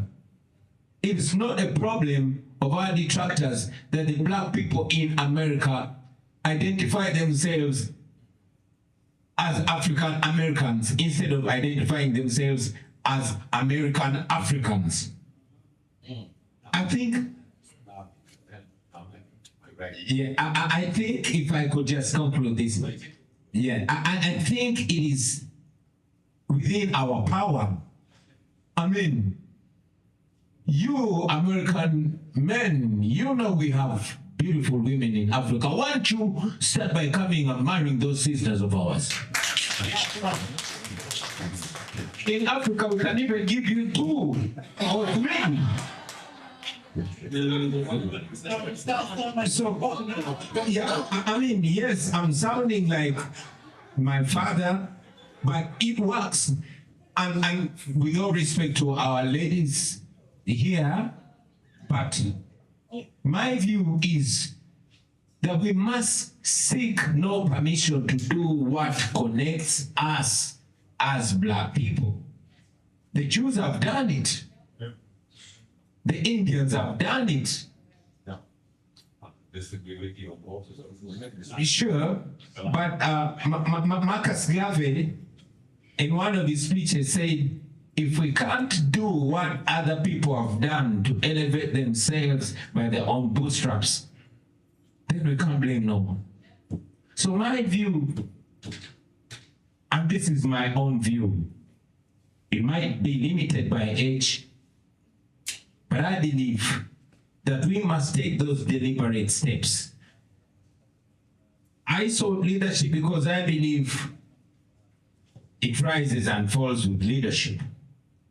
However, I also believe that we ourselves must be deliberate about connecting.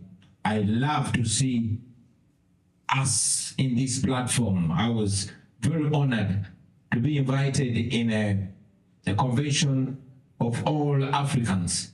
But we must make this more and more and more. And we must also have deliberate steps to defeat that deliberate divisions.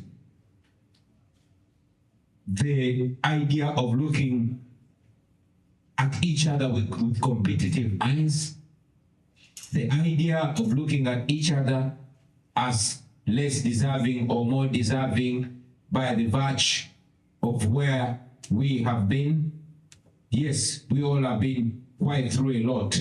While our brothers and sisters that were robbed from the continent faced hell away from home, I must tell you, we faced hell and are still facing hell. For example, while slavery ended in America, slavery is still going on the African continent. The world. So it is important that we take deliberate steps and understand that the way it was more than 100 years ago during the days of Booker T and Marcus Garvey, it's still going on now. It is still deliberate because it is a competition for resources, regardless who those resources belong to us. There's a competition of resources, our own resources. So let us take deliberate steps to demystify that. I thank you. So one of the things, You gotta have the elbow take. I gotta take. Because it must be, let's be very clear. One of the most African-centered population in the world is the North American African. One of the most deliberate population in the world that has fought to restore African culture, that has fought to restore African symbols, that has fought to even wear African clothes, has been the population in North America. We may not have gotten it all right most of the time, but that was a deliberate part of our movement. But to my Baba in the back, we are 50 to 60 million strong. Foundational Black American ADOS may at best be 3,000 strong. They're insignificant to the fight that we have to carry on. We must acknowledge the fact that the irritant is there, but they don't represent, except for social media, anything significant. The majority of African Americans every Sunday morning is in a Christian church and don't give a damn of an ADS or Foundational Black American, okay? And the rest are in the Muslim mosque on Fridays and Sundays. And so there's a population of close to 60 million people that want to figure out how to come home to you. You understand what I'm saying? And we see this every day. I've been doing tours to Africa for 45 years, all over the continent. And the one thing I see when I go home, I'm welcome home in every country I've been to. And the people that I've taken with me are never the same when they come back to this country. And so this thing of moving about now has gotten more prevalent, but the enemy see you too. And then they throw wrenches, Bobby. Yes, we do have to hold our leaders responsible, and we have to hold our collaborators responsible, but don't stop holding the great Satan responsible, okay? so, you know, to the question, what we're talking about is ideological crack. Right? And you know, it's being, manipulated. This is not new because there's been always efforts to create divisions within the ranks. And so, this from my perspective, we see ourselves as a black nation, but at the same time, it's the same black nation who has been international, has been Pan-Africanist, right? And, and it's interesting because let's take, and I keep going back to Cuba because there's a lot of things we can learn from Cuba. I visited in Santiago, and I've gone to where they buried those Africans who fought in Angola. These were black Cubans who fought in Angola with their lives. You understand? Right. And so even though they saw themselves as Cubans, they understood the African in them, and that's where that solidarity has been, right? And so, the whole idea of, creating an ideology that position themselves within a sort of American sort of framework, right? It's problematic, but that's not new. But the other thing that we got to realize, right, is that, and this is how do we build unity, because even in our own families, there's not 100%, in terms of how we see things, right? So there's always some differences. How do we navigate those differences, right? Versus allowing the minority position within our families be propagated by the media, you know, the culture imperialism, is that people start, they're trying to get people to get different ideas. And this is where that sort of ideological crack comes in at with these different, you know, entities, right, who's trying to position themselves. So our fight is historical from the first Africans who landed and touched on this ground was resisting the war that was waged on us. Right? And we continue to resist, but our resistance is in different ways. And it's deep because even in, you know, some of the backward hip hop message that we get, there's also aspects of resistance in that. Right? You see, in terms of, you know, them creating a reactionary culture, but they're sort of resisting in terms of the way how they see white supremacy dominating them. Right? Now, I don't agree with that, right? But I'm just saying is that the question is, how do we transform that, right? Because as opposed to us poo-pooing the young people on the streets, where are we organizing them and creating the models to do something? And when we did, they wiped them out. Fred Hampton, the Black Panthers, right? You understand? They said, no, this is not the model. These are the people who created health centers, you know, and so forth. And then they pimp the health centers. Now they're pimping healthcare, right? You understand? So we have to understand contributions, you know, that Africans who were enslaved here have made, right? In terms of the changes that need to be made, the struggles that we're waging, the support around Africa, and the ideas around, you know, Pan-Africanism, right? But if we're miseducated, we don't know that. But the other part is that how is that information about the Africans who were captured and brought here, right? How people learning about the struggles that we've waged in Africa to understand who their brothers and sisters and cousins are. You see, in terms of dealing with that. So we have to be critical in terms of the ideas that's placed on the table. Now they got, you know, Foundation American AI running stuff, you know, and so this is serious because now someone shows something and says, well, it must be right, in terms of critiquing that, and so you have to be on guard constantly in terms of checking these, you know, these sort of ideological waves filled with crack that's coming towards you. Say, what was that? Science of propaganda. Exactly. And that's what it is, right? So, you know, I think that, you know, and I wanted to say in terms of a little bit what Bobby Wine was saying is that we're also dealing with the question of Ori. How many people know what that is, Ori here? Anybody Ori? So okay, a few. So, you know, it's an African indigenous concept that the Yoruba producers talk about an inner spiritual head, right? And that, you know, there is a responsibility that we choose our own Ori, right? So we'll choose a bad Ori or we'll choose a good Ori, right? You see what I'm saying? You know, but that's part of this, our spiritual display, you see. So that we have to begin to, you know, deal with the question of, you know, of what free will means in terms of our own, you know, perspective. But this is what our Africans our African ancestors have done in terms of creating that kind of philosophy and ideas that we've been educated. But we don't get that anymore. We get to believe what somebody else tells us, as opposed to, you know, the kind of African epistemology, you know, that exists, and the African cosmology, you know, that exists. We're still fixated on white supremacy, right? And so that's what has to change. And this is where they get us to believe in you know, ideas that go contrary to where we really, you know, need to go. You know, but the truth is for us is that there is difference among us, but we're not the principal contradiction, right?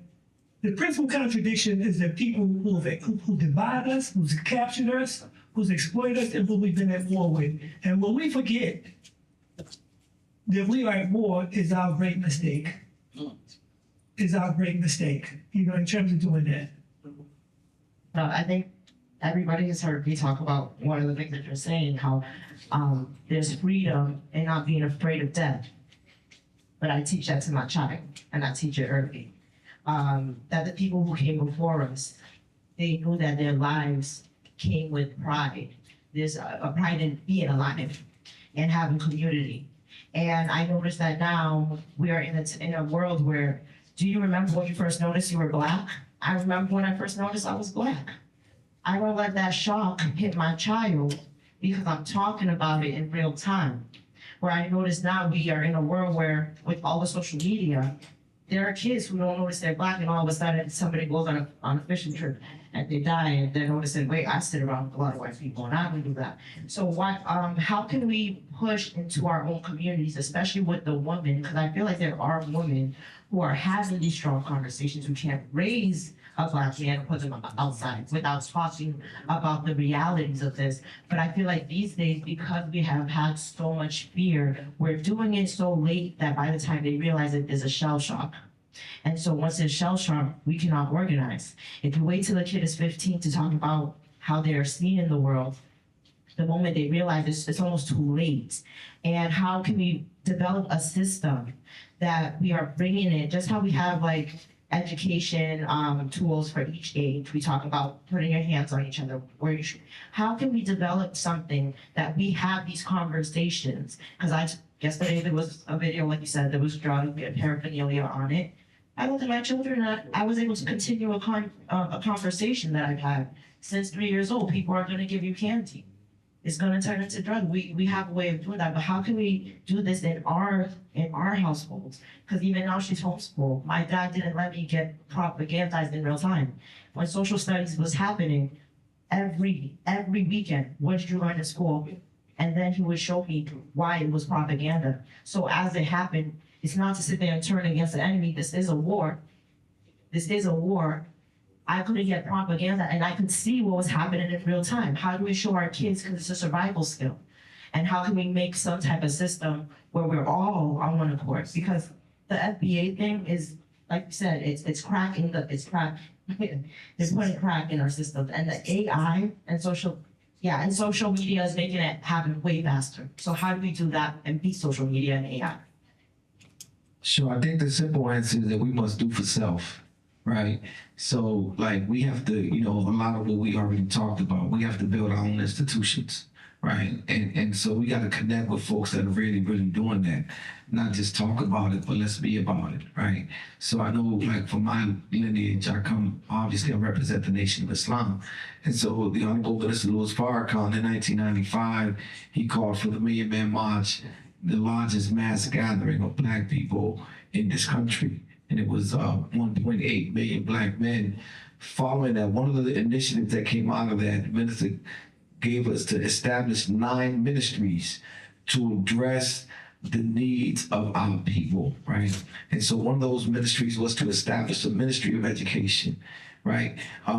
We need to control the education. So you're homeschooling because we don't have our own schools, and we have not unified and organized our educators. We have plenty of educators, right?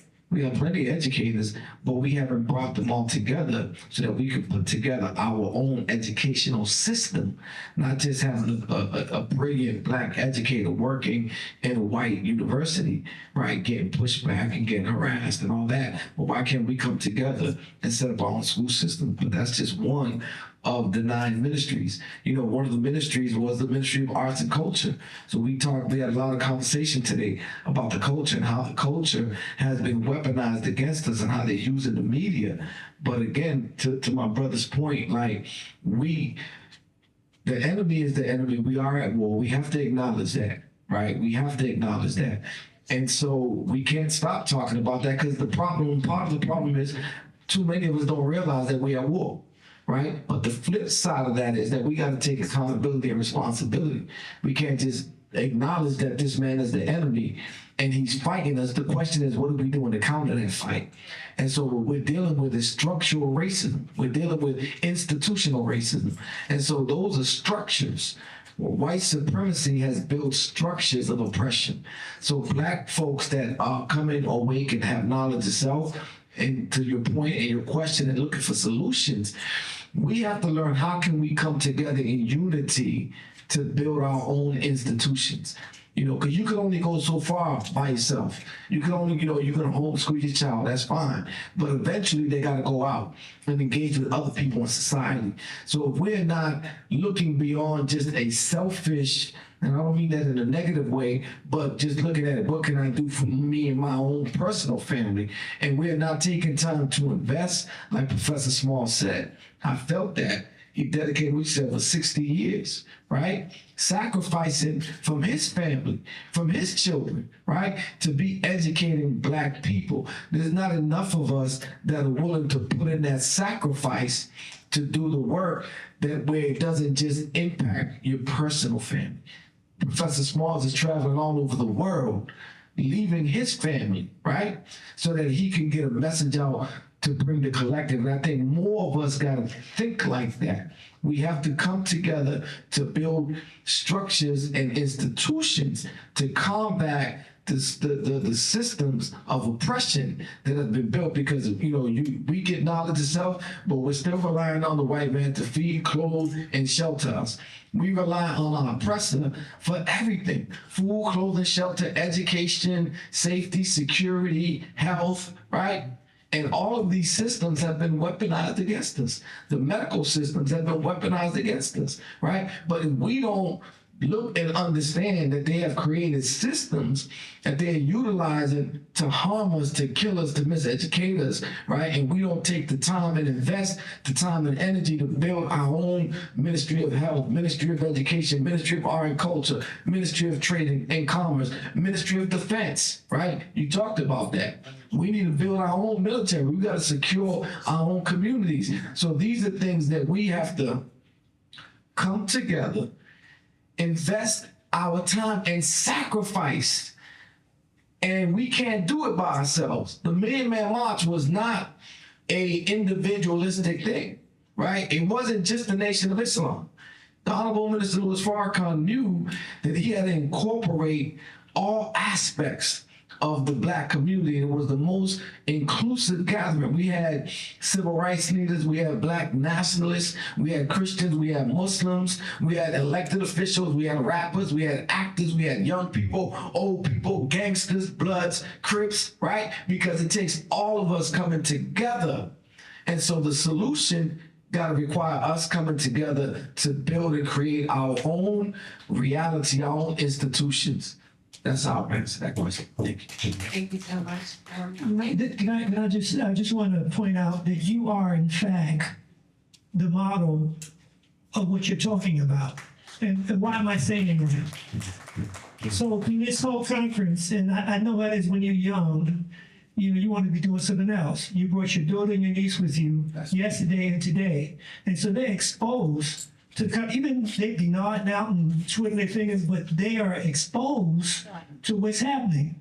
But the other part is that you're doing what the indigenous African teachers have done in the past, is apprenticeship.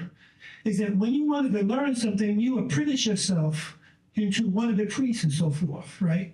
So when I went to Nigeria, and I was initiated in Nigeria, when I went to Nigeria, is that I worked with a whole bunch of young folks who were following older folks, and they were learning based on practice.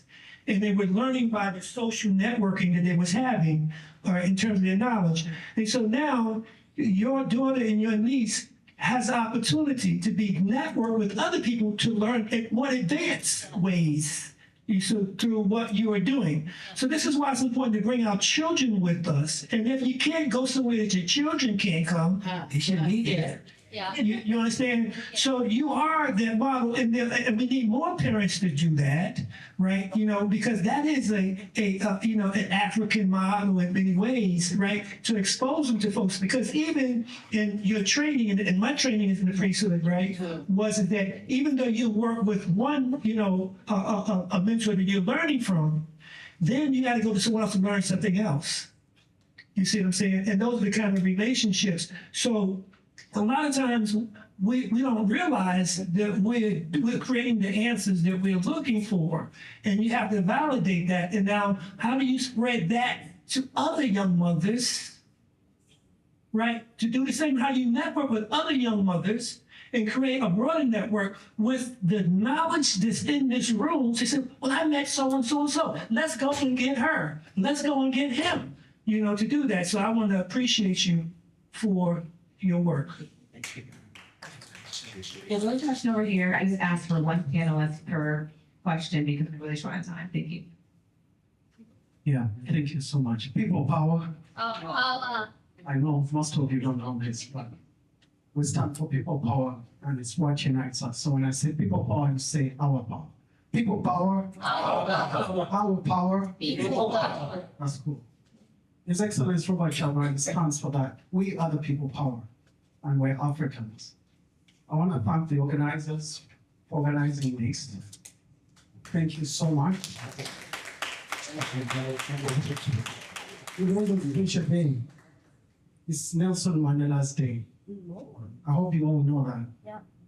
But today is a special day for our father, Nelson Mandela. He brought what we are doing here today to most of us in Africa.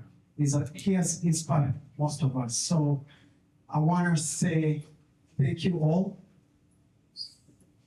How many of you, by show of hands, know His Excellency Robert Chagulanyi Sentamu Bobi Wine? If you can put up your hands, if you know Bobi Wine. So pretty much everybody. How many of you, when he was undergoing what he went through to where he is in exile, took time to write something on social media during that time? That's his watch. So, you know what that means? We are missing what we call Pan-Africanism. If anything happened to a brother, you all know what we go through in Africa. We've been in dictatorship for the last couple of years. And being with the new generation, we request everybody to stand with us. We need to work together. Pan-Africanism starts with us.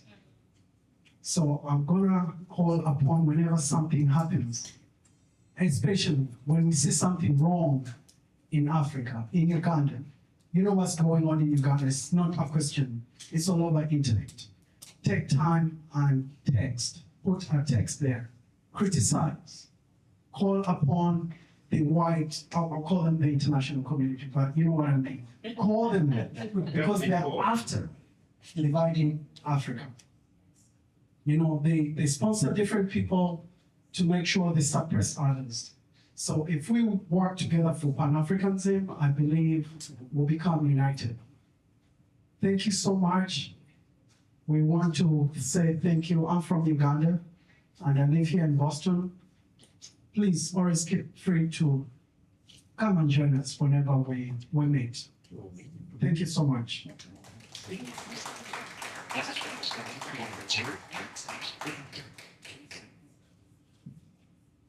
Already here. Last question. Just my question is that I've heard sort of two opposing views about what's happening in South Africa, right?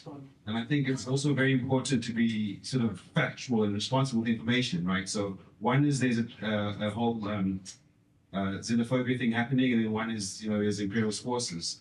So it's clear South Africa's got like an identity crisis because 1 minute is a white genocide and another is xenophobia. So my question essentially is, particularly Professor Small and Bobi Wine, which is it? Is it a case where imperial forces are sort of causing issues in South Africa, or is it actual xenophobia?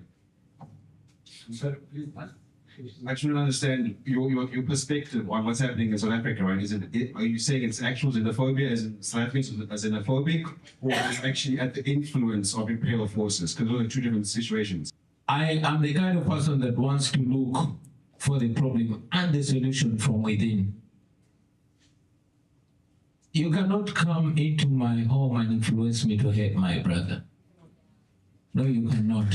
And if you influence to hate me, if you influence me to hate my brother, then I'm an idiot. Malcolm X told us that nobody can make you a slave without your permission. We are giving the permission. It is black people that are doing it to their fellow black people on a black people's continent. So let's keep the imperial influence out, because we can if we want. Yes, we know that there are influences here and there, but we are doing it to each other. But like I always love to say, it all begins and ends with leadership. So if the leadership influences it, or supports it, or watches it happening, it's gonna happen. That is a cancer, it's a mental cancer. We fought against HIV/AIDS, we defeated it. We fought against colonialism, we defeated it. How can we fail to defeat self-hate? So I want to believe that the cause and of course the solution is within us. I don't want to look anywhere else. So I happen to think it's both things. It's both things. We have the weak among us that can be bought. I remember one time we had taken over, you remember, brother, the New York City, the state office building site, 1969. And a car pulled up to me on the college campus. I was one of the student leaders. And I saw this man hand come out the window and say, "Small." Well, I thought I saw a pistol, so I started running. So when I got in the building and I hid behind the pillar, the man stepped out of the car and he put on his jacket. He was a police commander. So I go back outside and I asked him, what did he want with me? Because I don't deal with you. And he explained, I've come to thank you. And I was like, what are you thanking me for? I've never done nothing to the police. But I'd help his son go cold turkey over heroin. And I'd saved his son's life. But I didn't know that was this man's son. He was just a young student on the campus, got caught up on drugs. And me and my friends decided we were going to help this boy. This man told me, because we were doing something very critical in New York at that time, he says, get off of that site, Small. I'm giving you some advice for what you did for my son. And I go like, I'm gonna leave on the site. He said, well, Ella, that's Malcolm's sister, said he wants you to bring all the soldiers back to the base. I said, I will send the soldiers back, but I won't return. And he says, let me tell you something. 7 out of 10 of those people belong to us. Guess that can't be true. Understand what I'm saying now? He's saying 7 out of 10 of the nearly 1,500 activists on that lot belong to them. I didn't want to believe that. And he begins to say, you don't understand. Navy intelligence, Army intelligence, national security, CIA, FBI, corporate intelligence, Mossad, New York City intelligence. And then I had to go, oh my God, because I didn't understand how this thing worked. Yeah, okay. And so, just bringing it to a quick conclusion, when you must understand in whose interest negative behavior gets stimulated. Now, all of the people weren't police officers. They were simply informers and collaborators. But at the end of the day, that's gonna hurt your cause. And I had to learn that. And I know it better than anybody because I have a child by an undercover agent. She got real deep undercover. All right? And so I know more than you understand about how these things work. My best friend taught me martial arts with British intelligence. Before I found out he was British intelligence, I was one of his main students in the Yehuda Fighters underground network. So they, no matter how good we are, they're able to get inside and stimulate what they want. So we have to return. And I just whispered something to Bobi. There was a time societies of secret in Africa knew the necessity of existing to remedy those leadership contradictions. And that's the best way I can say it.